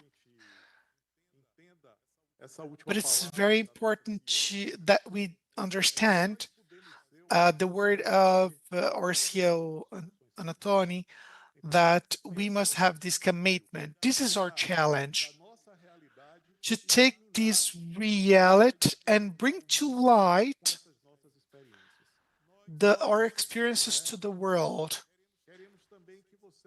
We also want to make you understand that beyond the B20, we had a very well succeeded the experience of CNI in the other copies. We have the congenious societies as well that got together with us in the construction and the conception of this COP. And that we had more than 30 countries, more than 50 meetings, sectorial meetings, institutions presenting what the national industry have been doing, and also reassuring that since 2021 in Scotland, the CNI put itself as observer of this path that we are going to offer to the Brazilian government, that we can leave this legacy, that Brazil, to the Brazilian society, that we are a society much more fair, sustainable, and we are very capable to lead this work. And in this point, we have talked to the President Albán, President Lula, and also that we can, beyond, in terms of this articulation, we have built with CNI in a structure, a platform where the other COPs could receive as a legacy, not from CNI, but not even us, but for the Brazilians, from Brazilians to the world. And that's want to say to you, but I want to call all of you to this urgent situation that has been called for this new geopolitical environment, and it's been a very big discussion. But there will be moments that we have to discuss this. We must have this qualified discussion, bringing solutions, bringing some new side to the new world economy. So I want to thank you, all of you who will lead these work groups, that will be the chairs, the presidents. I want, first of all, to start saying about Daniela Manique, who is the president of Solvay Group in Latin American, who will be discussing about energy transition. João Paulo Ferreira, CEO of Natura, who is going to discuss about the economy, which is an agenda which Brazil is in the spotlight, because we need to reinforce this and reassure our leadership in this area. And I think these themes you built with them show to the world what we can do as Brazil and show the regional product we can discuss there. We can also want also greeting Gilberto Mazzoni, CEO, Global CEO of GBS, which is going to talk about food system. It's going to talk about food security, not only about the food security, but beyond. It's important to understand we can be the leader in this section because we are the main spot that can be shown to the world because we have the sustainable part. Also, Roberto Azevedo, who is the Global President of Operation at Ambimar. I want to say, Ambassador, dear Ambassador, when we went to MC, it was very important to see your work in articulation in the whole world, representing our country. It's important, and also we want to say that we have with you since COP 2024, COP 29, where all our activities will be it gets here delivering what they have sent. All of you will have a carbon neutralization. Rafael Cidreira, also the Schneider Electric, which will coordinate the fair transition. Thank you for being here. And Luciana Ribeiro, CEO of EB Capital, who's going to talk about the climate finance, which is the main agenda, because we'll be the leadership of all the agendas. We are going to have it. After this moment, foi frustrada a possibilidade de você Where we saw atrair novos frustrated this possibility to talk more about these resources, minimal resources in relation to the big challenges that we face ahead. But you also have to talk about this so that you can also strengthen this important topic, which is also a very difficult one. I also would like to invite Daniela. She is the president of Solvay Group, and she will talk about energy transition. And I would like to know that in 2024, we had a very happy agenda when it comes to energy transition, together with the National Congress. CNI also made big efforts in this regard. We had the opportunity to show with Ricardo Mussa the legislative work that has been performed when it comes to public policies, how we can influence public policies by means of our legislative agenda. You are all invited to be at the National Chamber on the 25th. We passed the MOVER, or the hydrogen low carbon framework has also been passed. Future fuel, carbon regulated market, offshore energy, acceleration, transition, and energy transition and acceleration. So we treated this green agenda. For sure, this was the key the highlight of last year, and with other companies, we can see that there was a joint effort. So this law also strengthened energy diversification in Brazil. So in your vision, why is SB COP a good forum for us to advance this energy transition agenda globally, and how can Brazil be a greater protagonist in this regard? Good afternoon, everyone. I would like to thank you all for being here. Thank you so much, Ricardo, for inviting me. This is a work that makes us proud of going back home and telling our children about it. So as the CEO of Solvay Group, I have the privilege of the transition, and in Brazil, we have been investing this since 2008.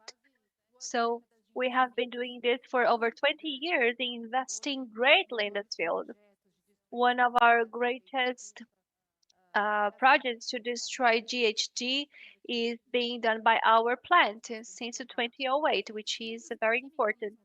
And the chemical industry is at the center of many other industries.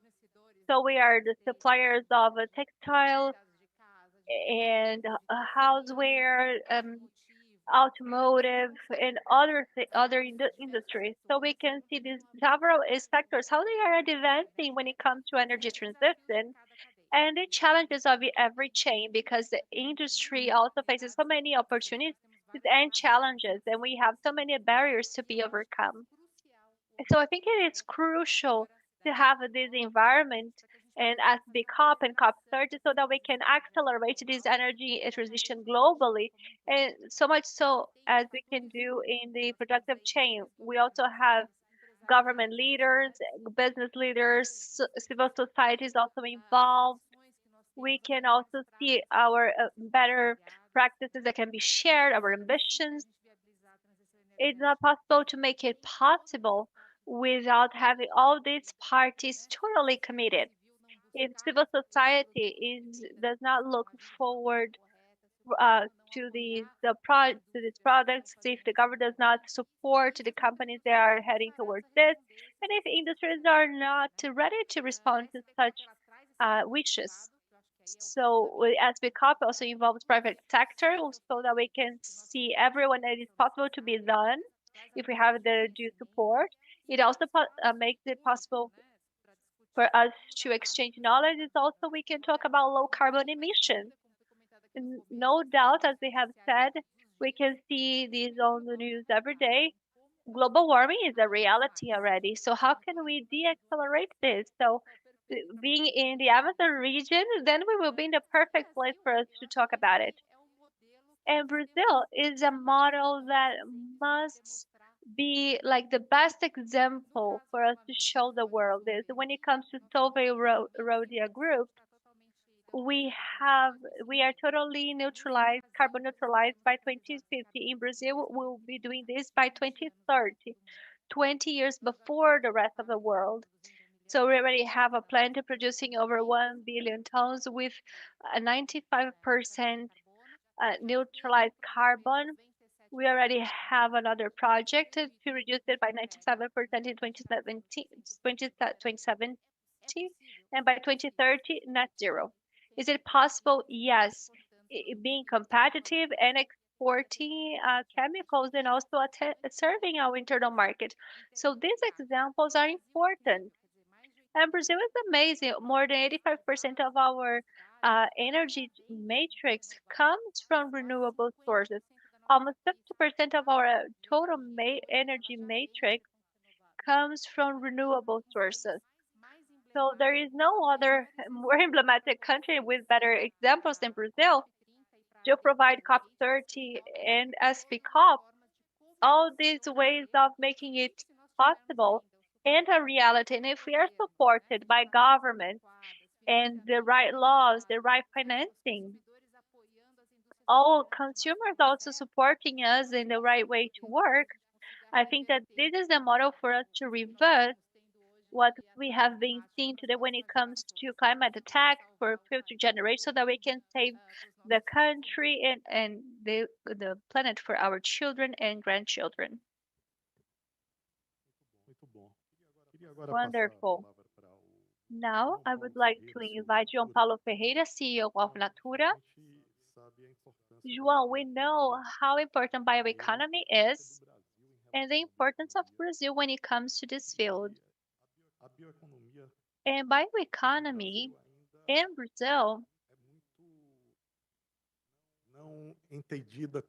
is not fully understood as an important structure for strategies to develop the country. We can see this. We see that the research sector, for example, the NPI in structure, we have so many bottlenecks that make it difficult for us to advance in bioeconomy. And we see in you, in Natura, an important business strategy for the country. So we need to understand that companies are business strategies at national level. And that's how the world sees us, except for the country, because they cannot see how powerful these companies can be for development strategies. Oftentimes, we see countries putting their companies under, uh, uh, putting their companies in their pockets and showcasing them in this international market. And sometimes we are a bit afraid because we see the difficulties to use these strategies to value the participation of companies such as Natura. And given this scenario where we have this big reference, for so many decades you have been studying bioeconomy in the Amazon region and doing your work there, how can you look at this opportunity for us to have today a COP in Brazil? And what's the message that you think that your group can convey to the world from Brazil? Roberto, thank you so much for your question. Before I get started, I would like to congratulate CNI for this initiative and say how proud I feel for being part of this wonderful group. And I know the big responsibility that comes along. And no doubt, low carbon economy and bioeconomy are sources of a competitive advantage for the country. As we can see the necessity of this opportunity at global level, Daniela has also mentioned about how we are used to seeing on the news the impacts of this accelerated climate change. We are used to see that half of the world is under water and half of the world is on fire. I hope this does not become trivial when we watch the loss of lives, jobs, industrial actives, crops, herds, and financial losses associated with that. And that is why they depend on the private initiatives such as shown by Musa, which is responsible for over 80% of the global emissions. And when it comes to the opportunity, there are some studies showing that over $4 trillion can be captured at global level. Other studies mention bigger figures. And this is totally irrelevant for developing countries, the global south, also those that are covered by forests that have big diversity, biodiversity, and especially Brazil, especially because COP will be held in the Amazon region. The experiences that we have historically at Natura suggest some potential ways or pathways to be followed. We have been in the Amazon region for the last 25 years, and our experience shows that it's absolutely possible to capitalize financial gain and social progress and environmental protection. But we've been there with our teams out in the field, interacting with these extractivist communities, with the government, all in all its spheres, with the academia, research and development, and the third sector. Because there is only one way to find where this hidden potential is. So we need to be doing science, research, establishing this chain, and in the place on site. And this gives us an opportunity for us to do research because these things are compatible when it comes to carbon neutralization. For example, we have been neutral since 2007. We've been awarded by the UN because of this initiative. We got to the conclusion that being neutral is no longer enough because the very concept of sustainability is not enough anymore. We need to sustain what we are having now. This doesn't seem good. We need to regenerate, we need to restore. And that's the great potential of our country. What can we learn from that? This is a quick example that illustrates this point. Well, we have a team out in the field working with 10,000 families in the field on site. They are accompanied by a research and development center in the Amazon region, which transforms traditional knowledge into high performance actives for the global cosmetic industry, which are recognized by our consumers. And they award us somehow by making our brand a leader in the sector in Latin America. And what about so many other countries or sectors that can follow these examples? How many other opportunities are out there? And when it comes to components that can be replicable, for example, as we eliminated these obstacles or hurdles, I see four big components in this case. The first is the establishment of productive chains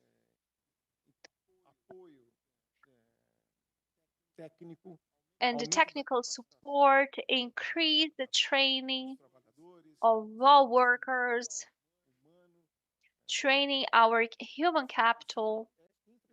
The second, infrastructure, electricity, water, health, education, logistics. The third, science and technology. We need to invest greatly in science and technology. And for example, I've been doing some work with Embrapa for 15 years. We are trying to develop the agroforestry activities, and there it is so productive from environmental point of view, for example.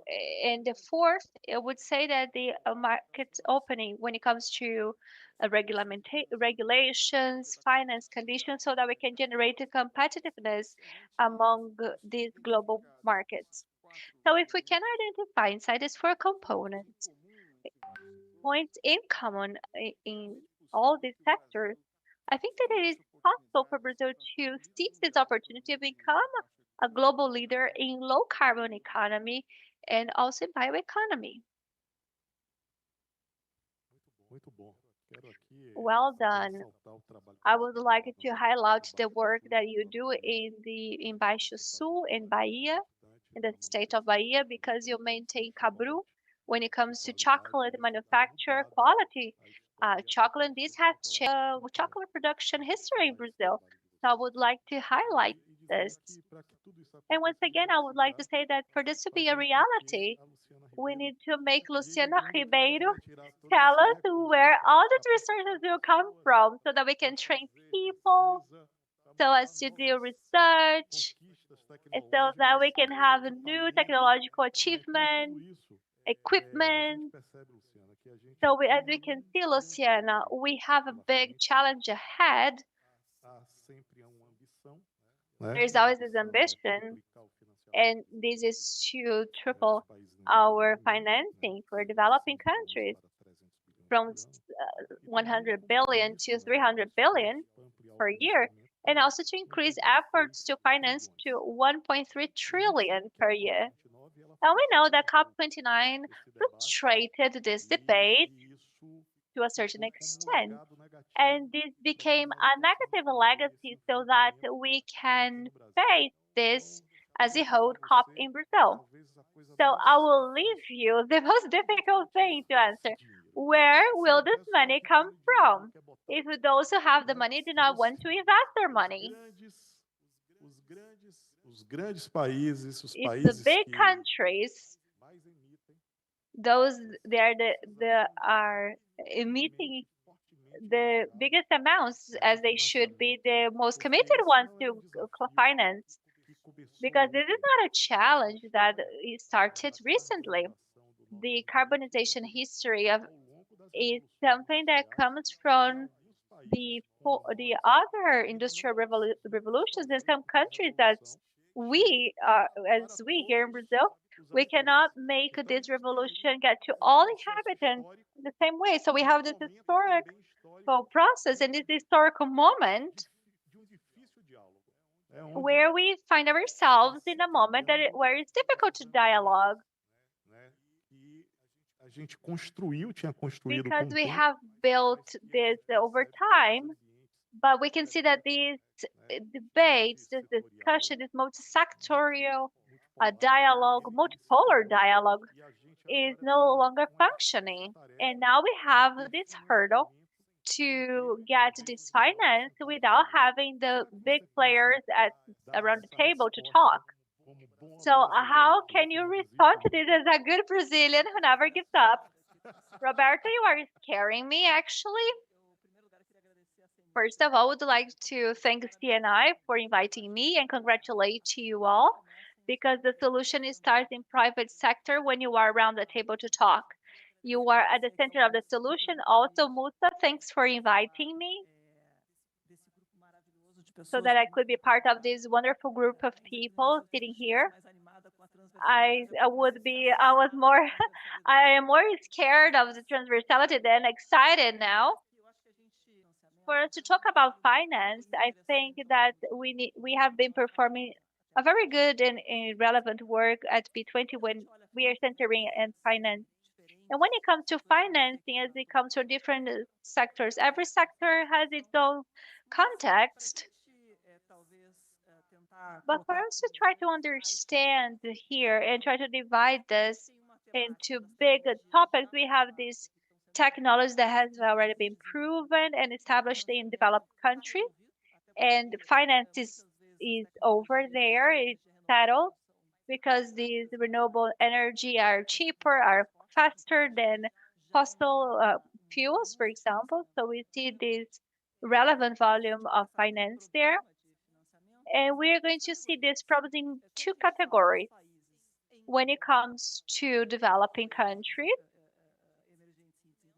these emerging countries, where we know that there are important risks linked or not linked to climate agenda. These exchange risks, for example, political risks. Third category, which have to do with technologies, not proven technologies. And we see that it's difficult to deal with the cost. And we also need to see, for example, as Daniel was mentioning, we need to have the solution supplier, you need to have the off-taker on the other side, and also the raw material supplier on the other hand. And this structure is very complex. And during G20 work, we focus on developing countries mostly. In an overview, I'm not talking about the losses and damages, but generally speaking, we see that some studies show that by 2050, it will be necessary $150 trillion, and 2/3 of it must come from the private sector. And we need to be clear about this concept. Private initiative will only invest in what gives them some return, and this must be clear to all. Otherwise, we will not advance.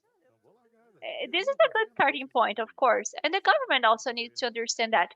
All governments need. So this is the first point. When it comes to developing countries, and at B20 we discussed that there are two problems.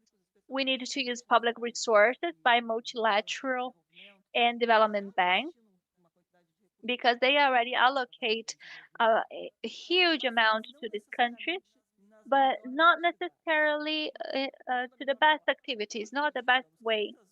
And we have identified that oftentimes the money from MDBs and MFIs do not mobilize private capital.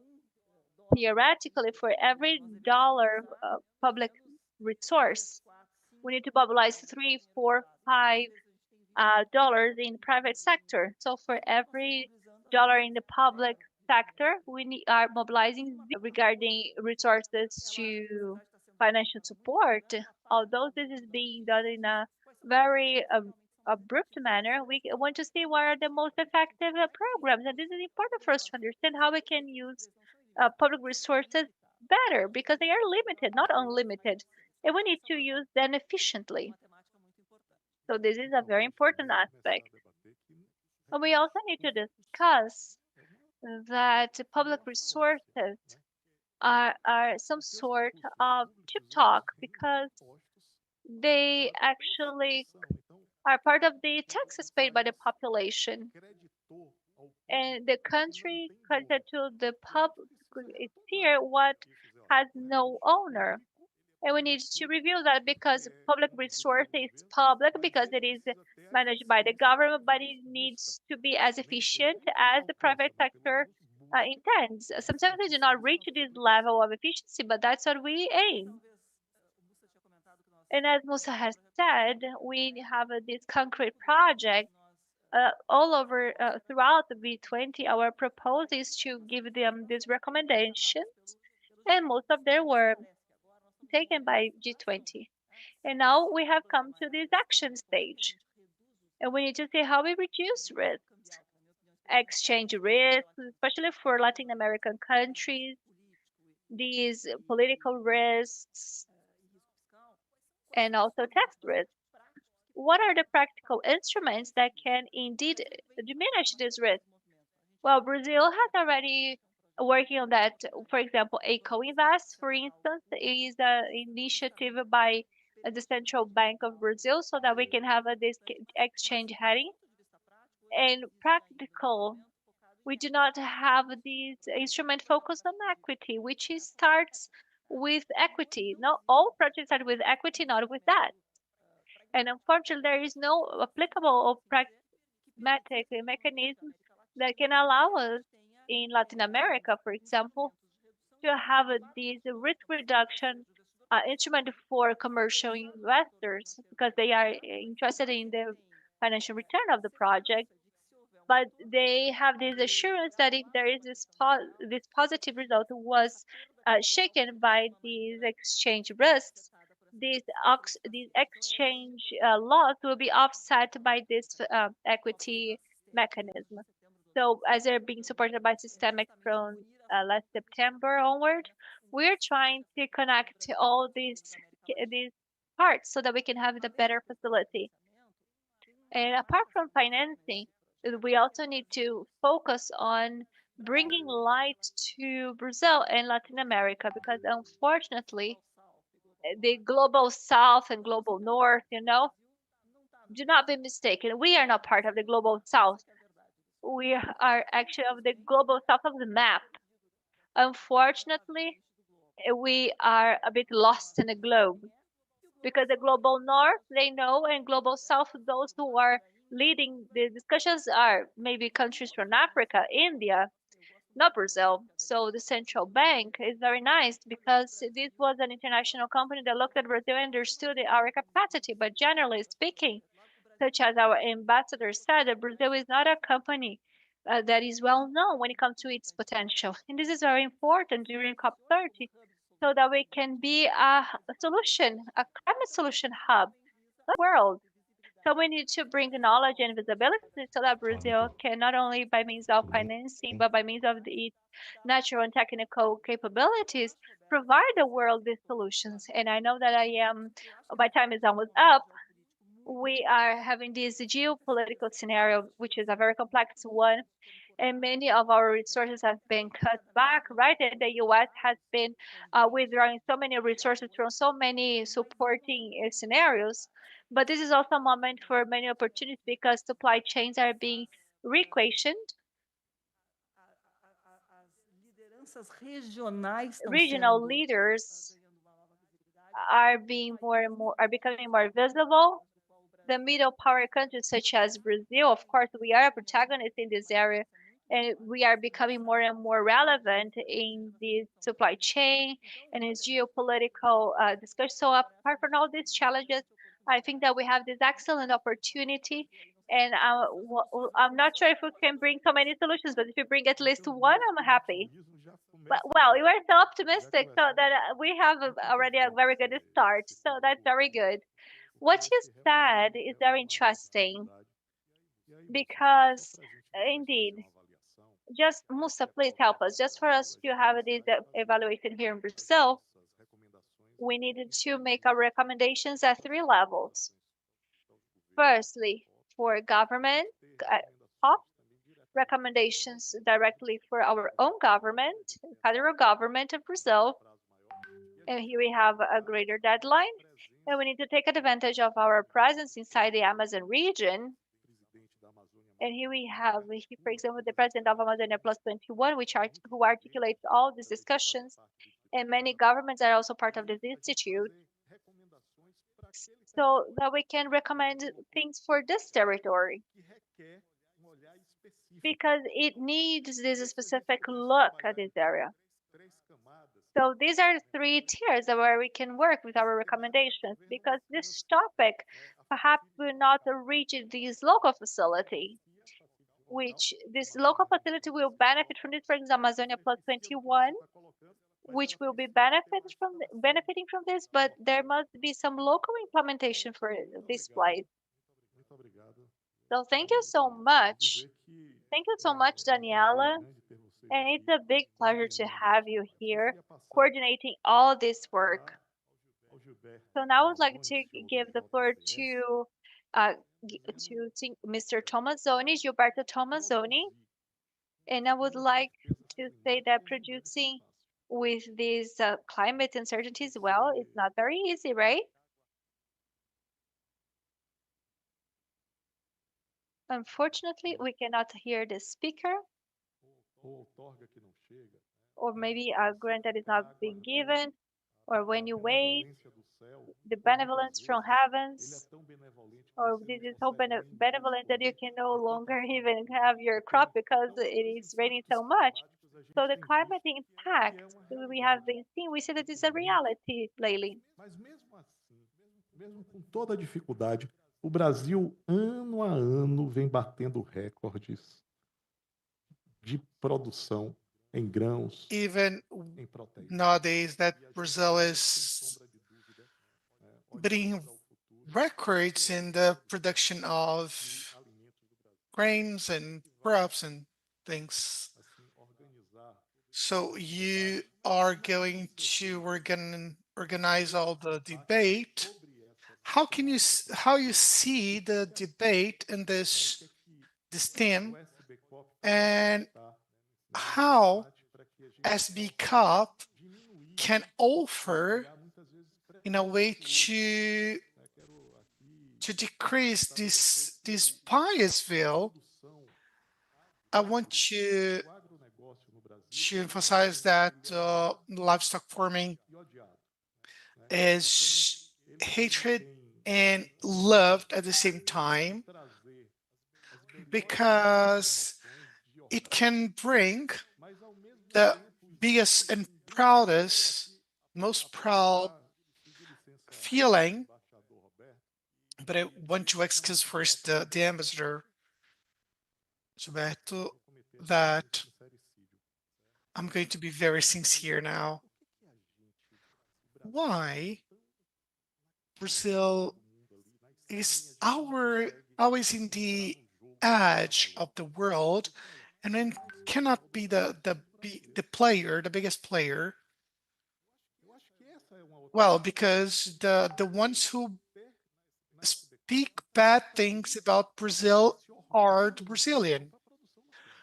So how we can create and bring this proud to the Brazilians to be Brazilian? Because your voice came to my head and was tickling, because many Brazilians go abroad to make some kind of jobs that they could do here, but how the SB Cup can contribute to this? Robert, I think you were very, very correct to say that, because we need to change the view of the view that Brazil is just producing to be sustainable. I've been defeating this role that livestock farming and agriculture need to be one of the biggest part of the economy. And we are talking how the is working the climate change. And it's what exactly we need to work about. But we need to have in mind that the population around the world is growing. There will be 2.8 million people more around the globe in a few years. So we must produce more, but we don't need to produce more because there will be more people around the globe. But because there are 3.8 billion people that is hungry around the globe, and many people are starving. So if we need to produce more, we need to produce sustainable. It's like the agriculture responds to 25-30%. It will depend how people make the account for the emissions. It's the biggest emissioner, but on the other hand, it can capture 9% of this emission. I know how expensive is the poverty. 65% of poor adults depends on the agriculture. We can face the climate changes. We can face the hunger. We can also face the poverty. We just need to make the subject relevant. I have been using the global presence of JBS around the globe because we are in 5 continents to work this with the local leadership, because this subject needs to be in the core of this. When I knew that Musa was leading this subject, I said, Musa, I need to be part of this. We need to discuss about this because we know how important it is to feed people in Brazil, not only around the globe. We need to show how Brazil is sustainable and is creating things sustainable. Brazil has two different problems: the security in the food and how important it is to work this. We know that we can not have the peace in the world if we don't work this and this security, the food system security. It's not about just peace in the world, it's the migratory system and cycle. I strongly defend this subject because it's really important, but this is all behind the climate change. We have so many importance around, but it's not something that people talk too much about food production, because people talk a lot about climate change, but people don't talk too much about the how important is the agriculture to solve this problem. And what is the discussion about this subject? It's not too big, it's not that much, it's just increasing the production, not only in Brazil, but not in the foreign countries as well. We need to improve the process that we have nowadays. We need to scale those. We have 3 crops in the same areas. We have very nice examples of generative practical that we can produce 50% more instead of make the emission of carbon, but collect this. I'm not creating things. It's just order to take these examples and show. Why don't we do it and go go further, go beyond. We have the livestock farming and agriculture as an example.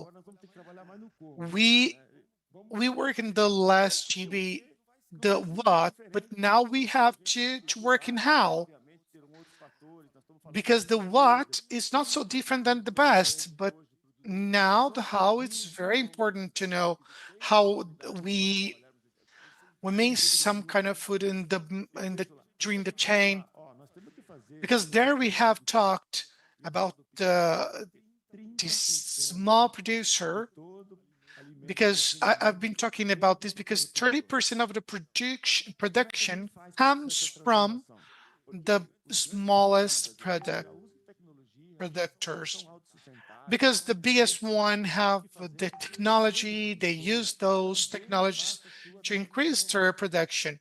And we need to help these small producers to have this transition. But how we can do it? Because we need to allow them to have the opportunity to experience the technology, the biotechnology, the generative technology. And this is what we're going to talk. Luciana is going to bring the solution, how we can do it. But in fact, she said, but these need to be reviewable. Of course, we need to do it, because when you produce in a very generative production, will increase the production as well. And also, I'm not even counting the carbon, but we are going to have this as renewable. We know that we have negative taxes, but we must have the secured period for those who plant it, and the climate doesn't help, and we lose the crop. So we need to have a system of insurance that will help those small producers, that will help them to have this time of maturity that will make them to have this crop ready to go to the supermarket.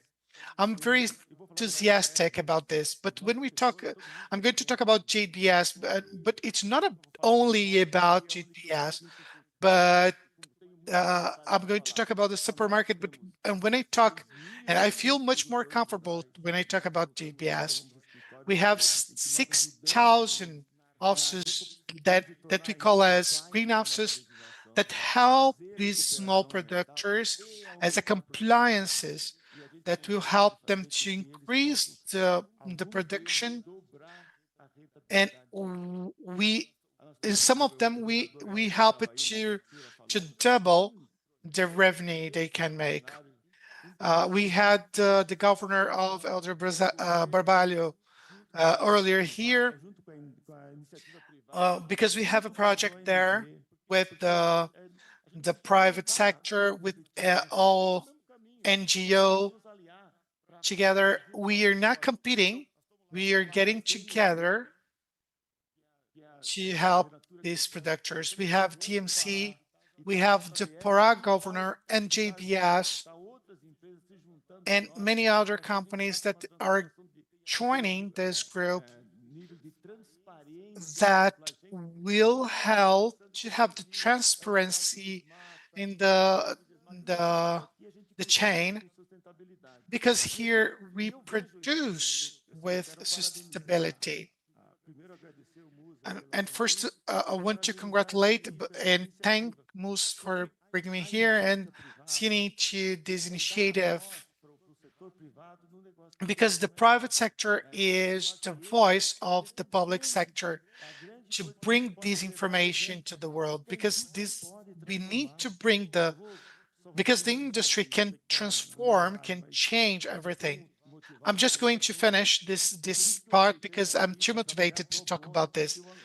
That's why I accepted to work as a pro bono, because I know that Brazil can be the main example to fight against these issues.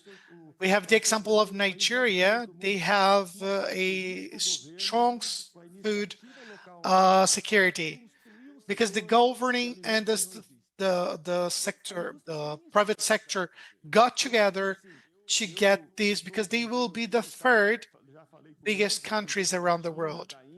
I have already talked Trika. We cannot just show the examples in Brazil. We need to bring some examples in Brazil to influence our negotiation, to have the adherence and bring them together and show this to the world. I'm very happy to have the private sector as in a very main role in hold this the situation and negotiation, which brings the food security that will be a very better country to the world and a world better to all of us. Thank you, Gilberto, for this. Very thank you. And we understand how the industry have the potential because there's the company, the machinery, the technology that will work. We have a very big chain that the Brazil, the country, has already domain these technologies. Roberto, if you allow me to say, these that you have just said, this ecosystem that you mentioned is something very important because we go to Nigeria to talk to many companies, the producers, machinery producers to join us to invite them to come here and the same way we go to another country to help them to make this transformation. Another possibility, Musa and Davi, is have a publication or a post with all these cases in all this process, the companies, the examples to have this for the SB Cup 30. But since we are going to getting to the end, we still have two participants. We have the ambassador that will talk about the finance climate. We have been working in a linear way. We go to the nature, take it, transform, and throw away, and if possible, very far away of our house. I have already worked with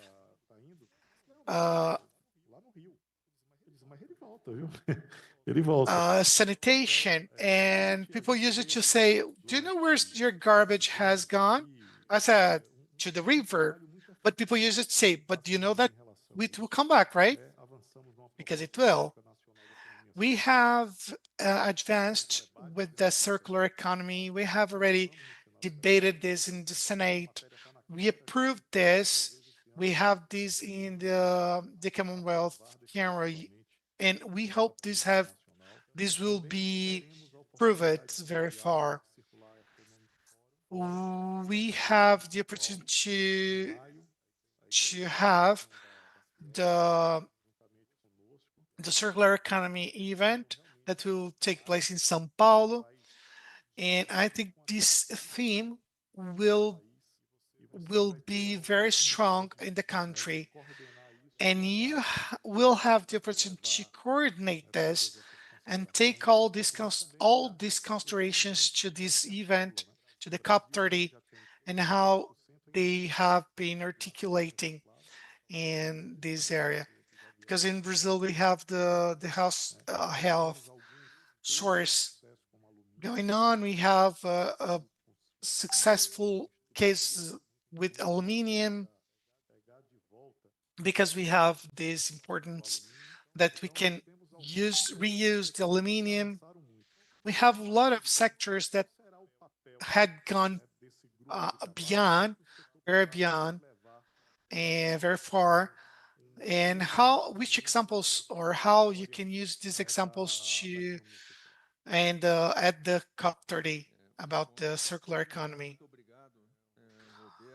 Well, thank you, Roberto, first of all, CNI, SB Cup. Thanks for having me. It's a great pleasure to be here, to be representing Ambipar. Décio Valeni, who is our CEO, who is the president of the work,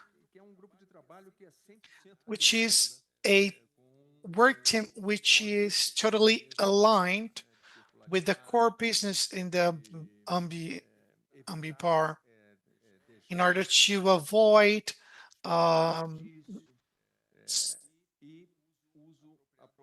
materiais. E aqui é uma coisa muito interessante, porque a gente fala muito waste and when we talk about COP30, we talk about climate, but these work team in particular have lots of characteristics that even if you don't believe in the global warming, we have in all different all parts of these groups, which will bring this idea a perspective in all different ways.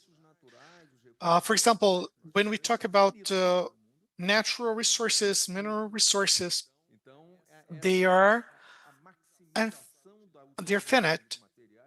So the maximization of the use of the resources will help in order to reduce the pollution, which can involve the climate or not, but it's important to understand this.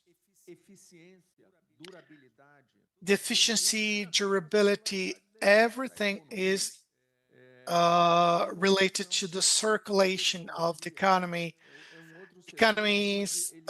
technology, where if we are not innovating, it's not circling. I remember that once I was talking to a NGO in a position in another company I was, which was in a packaged food. We adopted some goals. The NGO asked, how are you going to achieve these goals? Because this can be greenwashing. If you because you may be saying that you're going to achieve this, but you're not going to achieve. And I said, I don't know how we're going to achieve this, because many of the technologies we need to achieve this doesn't exist. But the purpose is, the situation is, the case is, if we don't take this as a goal, we will never achieve this. So this is the point of circularity. The costs are lower. In the end of the process, the circular economy, when in terms of costs, are lower, and also in terms of emission is lower in the end of this process. But as you said, which is true, we are very far from the real circular economy. Even in comparison to countries which talks about circular economy, which talks about 50% of recycling, 60, they're very ahead. Even in countries like the United States, they are in around 30. Brazil, I don't know, I have seen 4% at 8%. It's excellent. It's a very good news. But something very interesting is that there's no recipe for this. There's no unique solution to this. We must see the reality of the country, the geography of the country. Everything will influence the way we're going to adopt this approach of this circularity. And something that is very interesting is that it's regardless the level of development of the country. So if I'm very well developed country, I will have the whole thing ahead. So we're going to recover an idea that's something I experienced when we were recovering packaging. In a country like Norway, for example, they used to have a they used to use it to recover those plastic bottle, 78% of those. But in United States, they don't get 10% because they're poor. No, they have less resource. No, because they don't have the system deployed in country. And when we are talking about systems that are supposed to be deployed, we have to understand the whole situation. And this is what we should talk to. We need to talk also about the climate change, the agent about climate. We have to understand the whole situation. And I know that this agenda cannot go back for the same reason that the private sector has already take this as a commitment. So this agenda will not get back because the private sector doesn't respond to the own experience, but the whole thing. In a sustainable system, it's renewable. So it's a very important this cycle. But to do this movement, we need time. We need time to make this transition. Because to do this transition, we must. I traveled to United States in Sunbelt time ago, and once a producer starts with a crop or an activity, he or she won't stop because they stop doing the erosion, they stop seeing the bad things they used to have. But to have this investment, we must first to get there. And another thing that it won't change, it's because we cannot change this every 4 years, because this means investment, right? We cannot change like the wind changes. Oh, the wind changes, we are going to change the idea. No, we must follow and be resilient. And this is a political decision. Because sometimes the decision comes from the people. Because if we don't have the political transition, we won't have this done. And we need the engagement from the political part. And this supposed to happen before the system. In the United States, because I'm living there right now, and there we separate what's recycling part or not. And I ask it where the trash it goes. No, they explained, oh no, they go to the same place everywhere. But because we are creating the culture of recycling, the country has no structure for this, but we are creating the culture for this. If we don't have the culture, it doesn't happen at all. Another thing, which is the regulatory mark, the economic regulatory, as said Luciana, if it's not renewable, the producer is not going to adopt this. And when we see people in Europe rejecting the climate agenda, mainly in Europe, because they didn't show this as something renewable for them. It wasn't a positive equation.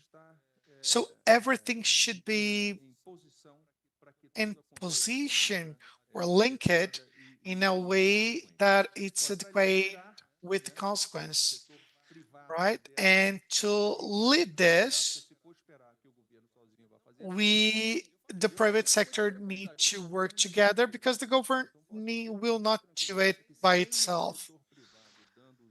And I can do this for sure, can say this for sure, because if the private sector doesn't work together to give the guidance, the public sector won't work together.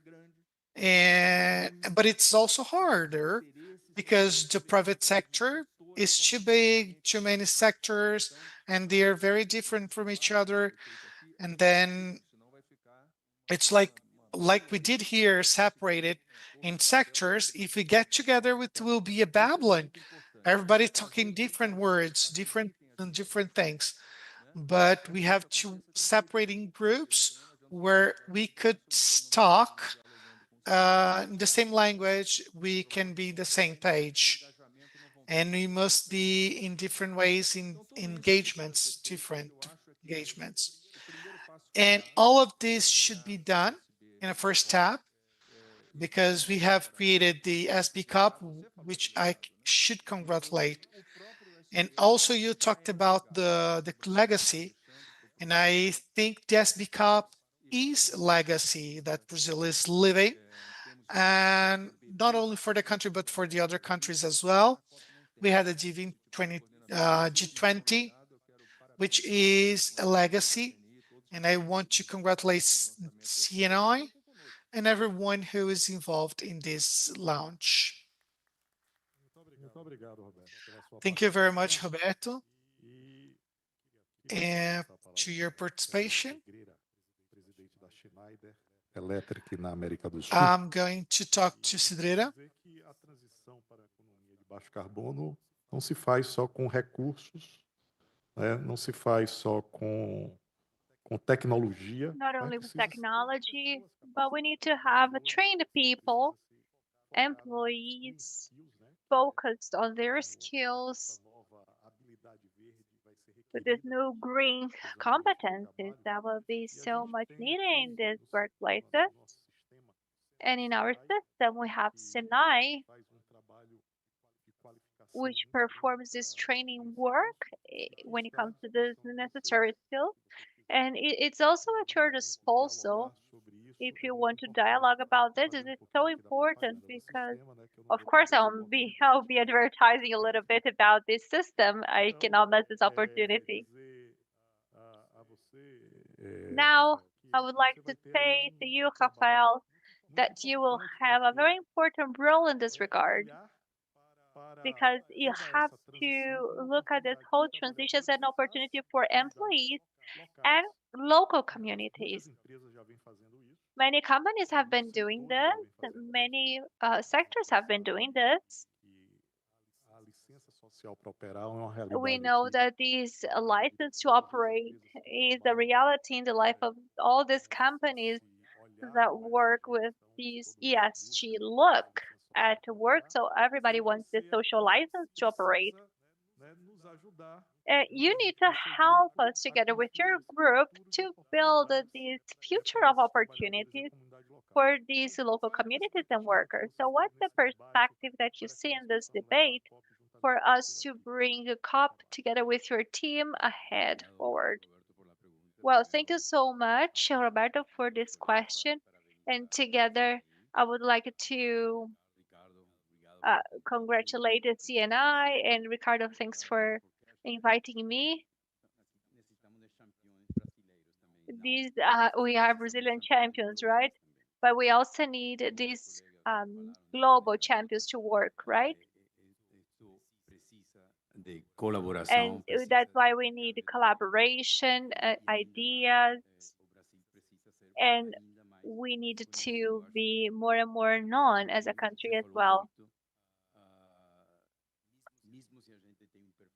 And we also have this very interesting profile, right? Because we are in this competition with all these resources, and there are other countries that are selling themselves better than Brazil is.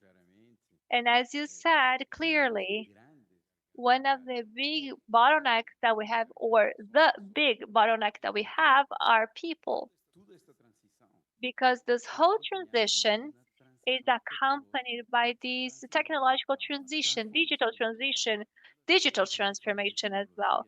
When it comes to technology, AI, and everything, what's the impact that these things have on our economy so that this transition can be also fair? And Schneider is experienced in this area because we're a technological company. We have been working and participating at all COPs in a very active manner. And Brazil will be no exception, even all the more so, as we can also be doing this in the future. Esse gran gargalho são essas competências, porque So não é these solamente bottlenecks are these competences, not only when it comes to electricity. estamos fazendo trabalho maravilhoso, uma parceria que tem muitos So we anos. are doing this wonderful event partnership as we are training people in the electricity area. Junta o digital So we needed to combine electric and digital. fundamental. And this is fundamental. Estava falando como fazemos And how can we do that as we are working with these medium and small producers, or more than 30%? E a digitalização é super importante, porque And this digitalization is so important because it has to do with efficiency, digitalization, better productivity. a grande dificuldade é que não temos So the suficientes big pessoas. difficulty is that we do not have enough people for that, trained for that. Porque não é só trabalho, é mais Because this is not only about work, it's more work. oportunidades de empreendedorismo. But in there are also entrepreneurship opportunities there. So we have a large experience in that in Brazil, in the world, in many other countries. Também no norte. E o que queremos com esse grupo And what we want to do with this group, we want to bring these experiences, these difficulties, and how governments can help us with that. Because I am always, for example, when it comes to technology, I always say that not all technologies are available. Not all are 100% available, but over 70% of them are already available. And the options and the opting for this is not happening, not because it is expensive, but it can be, of course, expensive at first. But companies such as ours that have already accepted sustainability is not only about the social part or environmental part. They adopted that because of this impact, this financial impact that there is. Numbers will speak for themselves. So the big bottleneck, these challenges, is a part of green skills. And green skills, we are talking about this. How can we use this digital part more? How we can use this energy transition? And this has to be like electric. This is the best vector for decarbonization. That's the safest. No grupo de B20 foi super When it claro. comes to B20, we needed 3 times more renewable energy and also double our energy efficiency, which will not come not only because we're unplugging things, but how we can do more using less energy. We have to measure it. So everything is a big challenge. And we still have many practices and with Senai, for example. And actually last year, we saw that we needed these investments. But Schneider, as a company, with Senai, last years we had over 400,000 co-investments with Senai just to develop this social impact. And of course, there is a social impact which makes us very happy because we are training people, and these people will be immediately available to job market. Many are entrepreneurs. Many of them are entrepreneurs, and we'll be working with our partners as well. And although we have other examples, we know that this is not enough. So, as Minister Correa has said, I frankly liked so much this open letter because the point 3 actually talks about how we can be succinct in this case, because we are talking about 1.5 degrees. No, we need to be very simple. Energy transition will benefit everyone. Will benefit because it will generate more jobs, and also more sales. And also these are the things that we need, and how we need to see how we can contribute to that. There are so many examples that will help us to do that, so that we can share examples, concrete examples with everyone, so as to accelerate the execution of these commitments that have already been taken by many of us. A gente queria aqui finalizar We agradecendo. would like to finalize by thank everyone, Agradecer a Musa, a and also like to thank you, Musa, for our partnership, Patricia from Systemic as well, this important partnership, and also thank our secretary Davi for everything that is being done today, and Areta también, Davi as well, the superintendent of environment, Paula and others who will work so much in the days ahead, so as to mobilize together with you all the right people to work. Está finalizado o nosso trabalho por hoje. So our work has been concluded now. Mr. Roberto Diniz, thank you so much, and all the panelists as well. I would like you to take your seats now, because we are going to move forward to the concluding panel, and we will rely on the participation now of Jen Austin. Jen Austin is the Global Director of Strategy at Climate Champions team, and she will be attending online with her concluding remarks, and she will focus on the future of the action agenda and the importance of mobilizing private sector at COPs. Please, Jen, you have our attention. Great. Hello, everyone, and thank you very much for the opportunity to join this important discussion. Só minutinho, Jen. Estamos sem o áudio da Jen. Jen, unfortunately, we cannot hear you. Just a minute, please. Okay. Vamos tentar agora. We will try once again. Can you hear me now? Ainda continuamos sem o áudio da We Jen no cannot auditório. hear you here in the auditorium yet. Please, would you be patient to help us here? Jen, please speak a little more. Okay. Can you hear me now? Ainda continuamos sem o áudio. No, we cannot hear her yet. I would like you all to wait 1 minute, at least a minute more, so that we can solve these little technical problems we're having. No problem. Just testing again if you can okay? hear me. Not yet.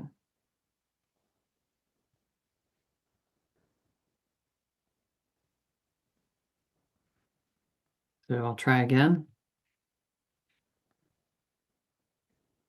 Mais minutinho, estamos já buscando a solução We desse would like to kindly ask you to wait a little longer. Soon we will see Jen Austin. She's the Global Director at the Climate Champions team.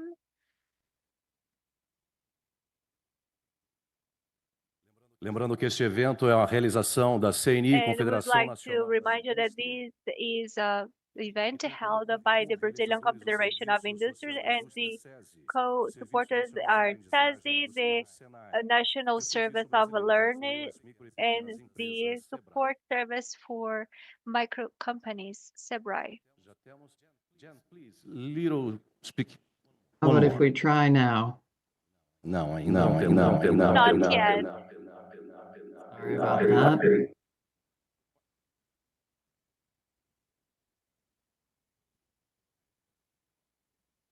It may be something with the translation or the room audio. Estamos tentando resolver esse problema técnico. Vamos lá. We're Jen, trying to solve the please. problem in our auditorium. No problem. I'll just keep testing.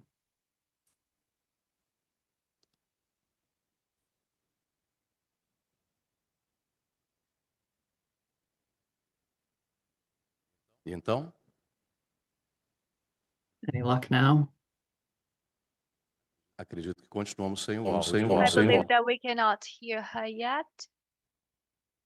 Okay. Agora sim. Now I think that we can hear her.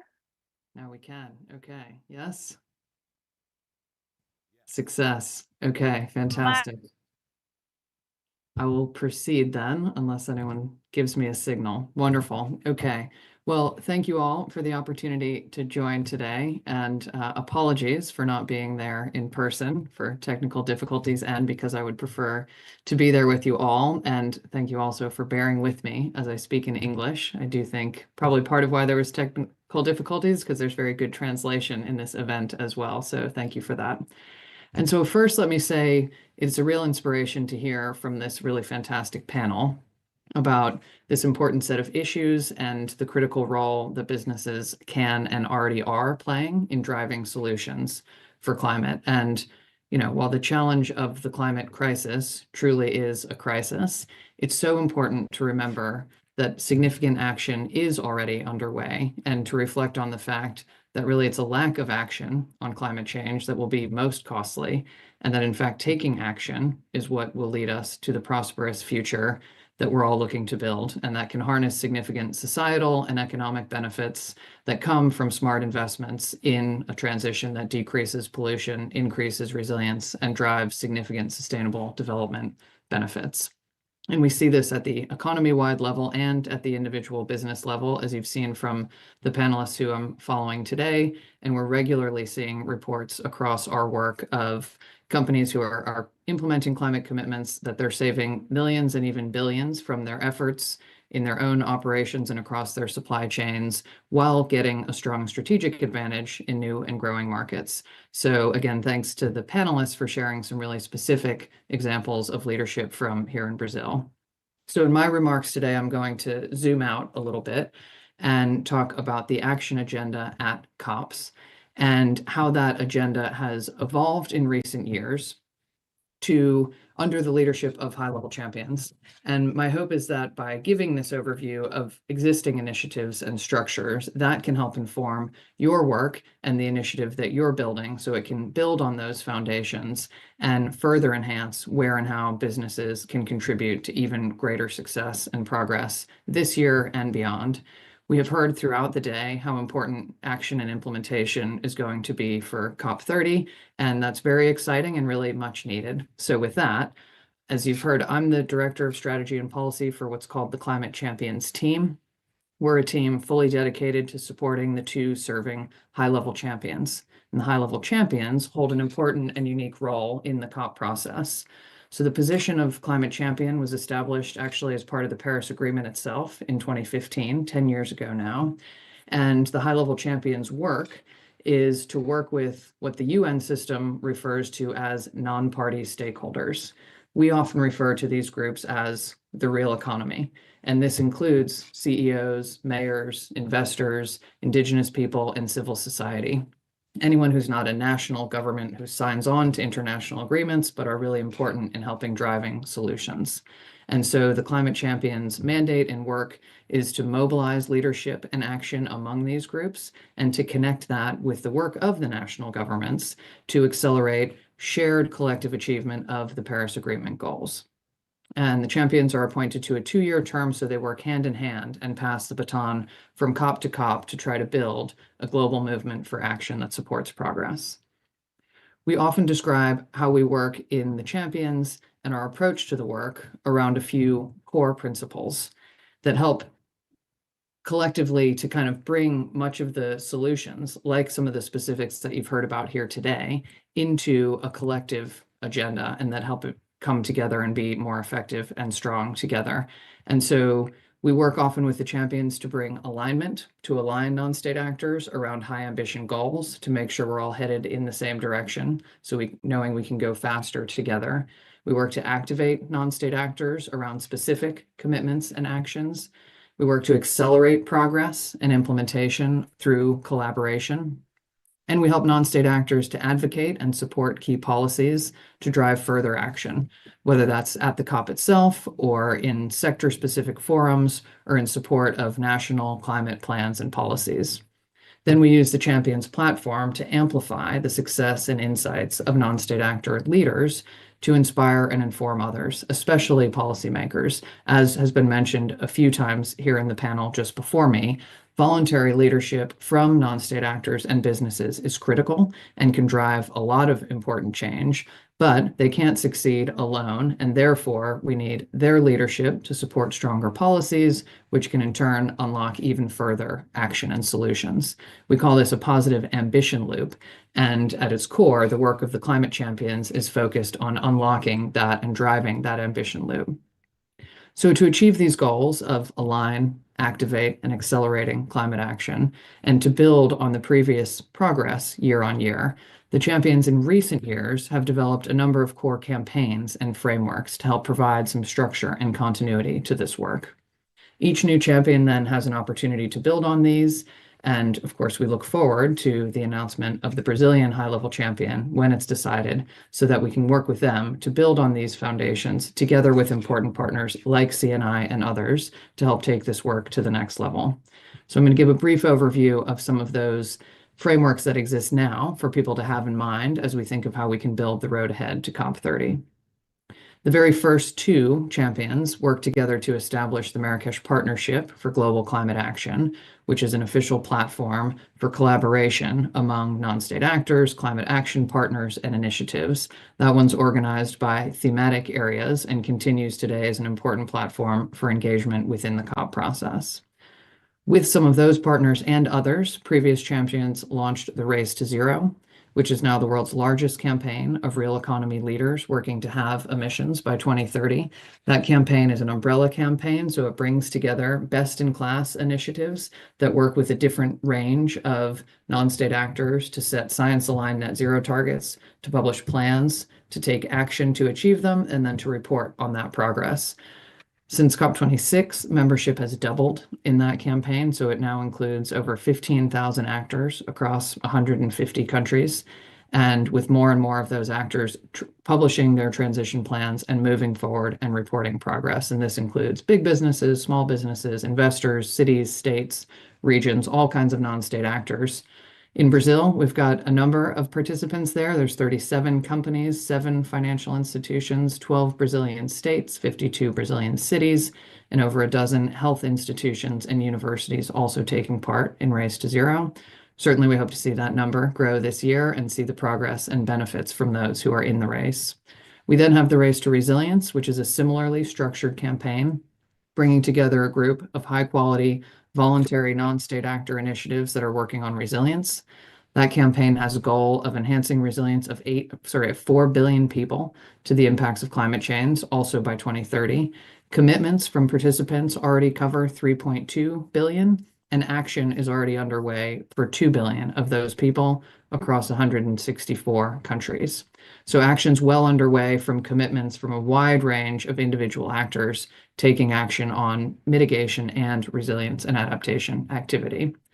We also have then what we call the 2030 Climate Solutions, which is something we use to drive collaboration and alignment. And it's designed to provide a roadmap for this collaboration. And it identifies clear and implementable solutions in each of the key sectors of the economy, bringing together solutions providers and users, bringing together supply and demand side of different sectors. That in turn makes it more clear how solutions are going to come together, which reduces risk and makes financing more affordable and accessible. And so the 2030 solutions help show how the different pieces of the solutions puzzle come together to align actors on these shared goals and accelerate economy and systems are included and brought along on the journey. We know that the transition to a zero carbon resilient economy in many cases is actually starting to happen pretty quickly and oftentimes faster than people think. We're now in a phase where thousands of the world's largest businesses have set these targets and are beginning the hard work of implementation and starting to see real evidence of growth in technologies, prices falling, availability of technologies and solutions being more available. But to ensure that this is just and inclusive, we need to make sure that small and medium enterprises are supported to be part of the transition. Small and medium enterprises make up 90% of the businesses worldwide and generate more than half of both global GDP and emissions, often responsible for more than half of the jobs in the economy. So they are the backbone of the economy, and the Climate Proofing SME campaign was launched by last year's high-level champion to bring together, again, a network of partners or 40 campaign collaborators who are already working with 90 million SMEs around the world in over 100 countries, working to expand technical and financial support and increase efforts of larger companies to work with their supply chain. So that's one way that we're making sure small and medium enterprises are being prioritized as part of the overall solutions puzzle. And lastly, critically, is nature and nature positive action. So we've heard about the importance of the bioeconomy, nature-based solutions, and the food system in the climate puzzle and the climate solutions puzzle. We see plenty of research that shows that nature-based solutions could be a significant contributor to adaptation, generating business opportunities, and creating millions of jobs, hundreds of millions of jobs. And we have significant momentum in the non-state actor community of entities committing to nature positive climate action, with over 600 businesses and financial institutions as part of the Nature Positive for Climate Action campaign and call to action that was launched at COP28. So that's mobilizing efforts around a better food system that brings measurable progress for people, nature, and climate. So these campaigns and frameworks provide an overarching structure that bring together the work of really many non-state actors across many sectors and topics into a more coherent movement. And they represent a snapshot of the work by non-state actors and climate champions over the past decade. All of this helping provide a strong foundation for the work ahead.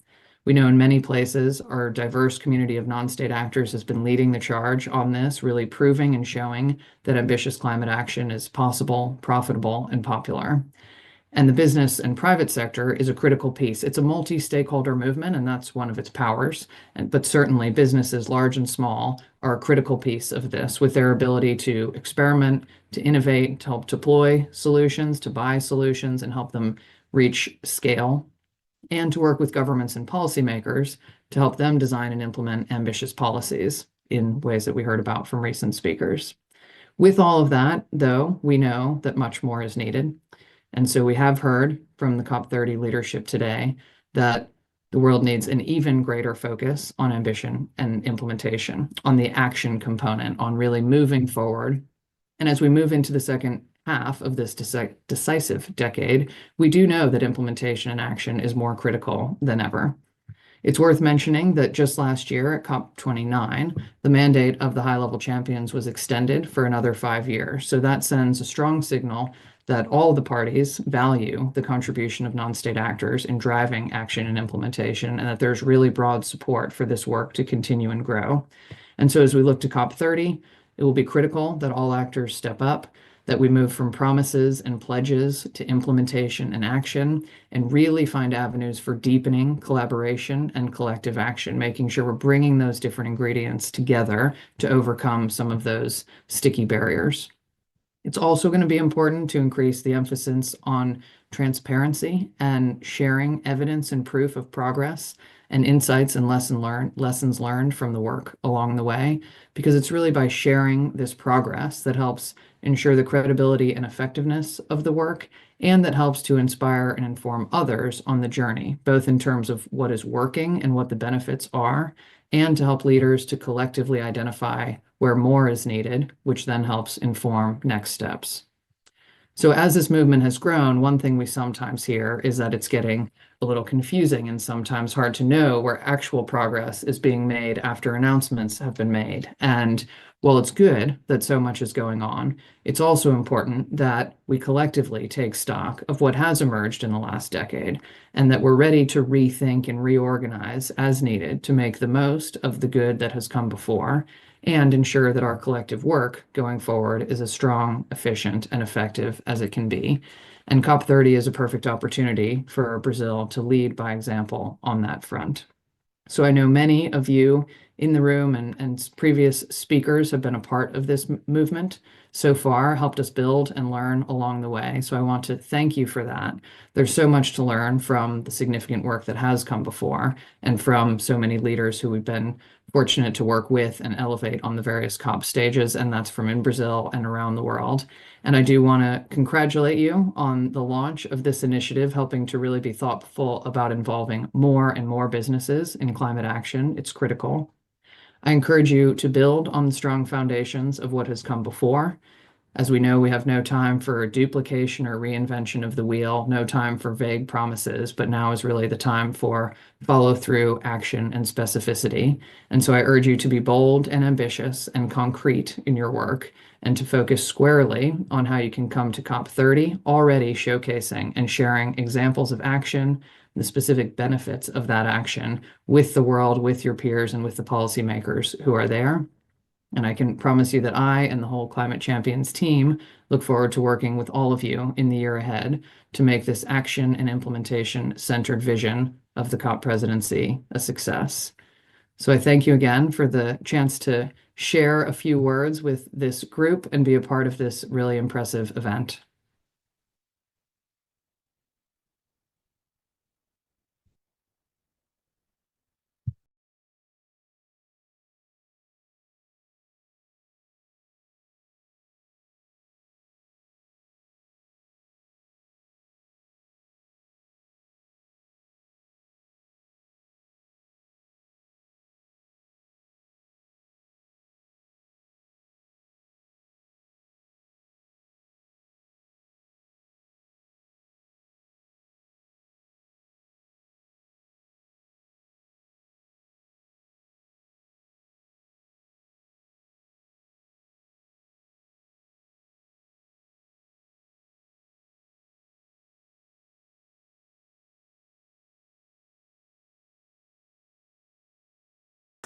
PM.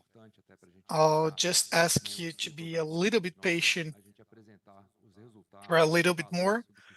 I want to present the outcome of COP29 in Baku, because much that we have seen there, we are going to replicate here. Of course, a little bit better, but it's important to understand that in this perspective, CNI worked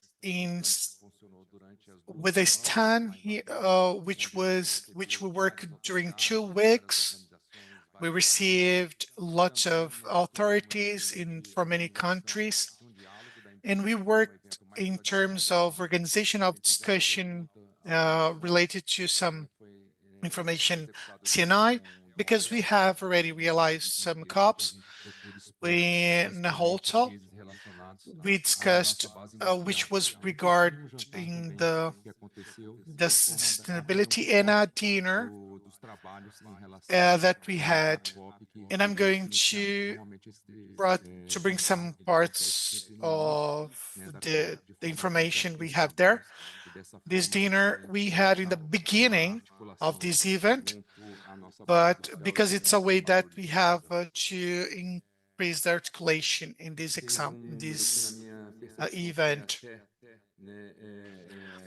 We had a number, figure that was different that I was thinking, which was 65,000 people, participants in these events, that people used to say that in Baku wouldn't go too many people. And we had the whole space of negotiation. In this part, we had a migration in the green zone, where we actuated very well. And there was a room where we use it in the blue zone. For the COP30, we are going to evaluate, because we haven't received any information about the green zone and the blue zone.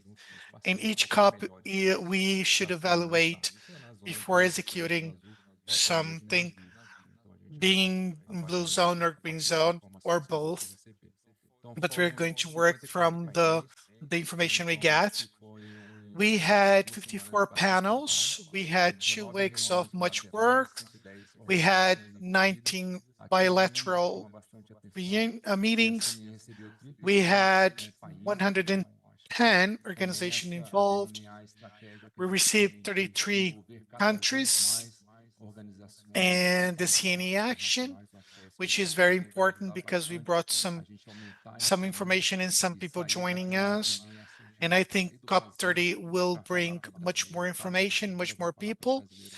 Of course, we are going to talk about for Brazilian, but I think we are going to talk a little bit more global. And we had 66 authorities, nationals, international, and 5,800 people working with us. Here we had some sponsorships, partners that worked with us in this event. Many of them are still working with us. Of course, we are going to have a spot to many other, we're going to have room to many others to work with us. Here we have some negotiations that we discussed there, some issues that some situations and subjects we have to talk in COP30. This is a kind of anticipation that we're going to discuss in the future. We had a very good discussion about financing. We know that we have much more than this $1.3 trillion. We had talked to the carbon market. Of course, we have the 6.2 and 6.4 operationalization and adaptation that it's going more protagonism in this subject. Of course, we consider that we are going to still be talking about this in the COP30. We have here some highlights. We had an amplification of number of people present there. Mainly when we had the panel, there was an increasing of participation of international public, bigger articulation of congeners. Of course, we had the SBCOP, which was much more robust, but this was the beginning of the work with congeners, which was a business meeting. We had the biggest panelists, international panelists in this mobilization. We had a document, a positioning document, which was the vision of the industry about COP29, and two studies which was launched, decarbonization of industry and capture, utilization, and storing carbon. We also talk about neutral carbon, which was in partnership with Ambipar. We had a dinner, networking dinner, which will bring with a more structured event. We had a presentation of 103 cases. That's what we are negotiating here as SBCOP. We are going to negotiate more events, more cases that will be more structured. And of course, in the end, we had the executive meeting. We had the vice president in the stand of CNI. We have some testimonials that we are going to skip, but we have the outcomes of mapping we usually create. This alignment, it's just until December 10th. Of course, today we close the cycle of COP29. Of course, we have a more assertive figure. We have 17 million and a half in investments that we need to pay. Of course, this figure will be increased until the end of this. We have some deliveries here that is a milestone of the CNI. Some events that we had, the company, the entrepreneurial dialogue, the covering. We had the technical team that worked in this negotiation. Of course, we understood which themes and what was relevant to this event. We had Brazilian Industry Day that we showed many outcomes, and we had all the relationship with showing the VIP room, and we also sent 10 reports of articulations with governance, institutions, and sponsorships. Some documents that we reported previously. And to enclose this, we had the next steps for the COP30. We had the pre-COP30. We will have some more opportunities that pre-COP. We are still studying where will be the best environments that we can do it, and where we can publish this and divulgate this. And of course, there will be the COP in Belém that we have the post-COP to have after the event. Thank you very much. That was it. Thanks for your patience.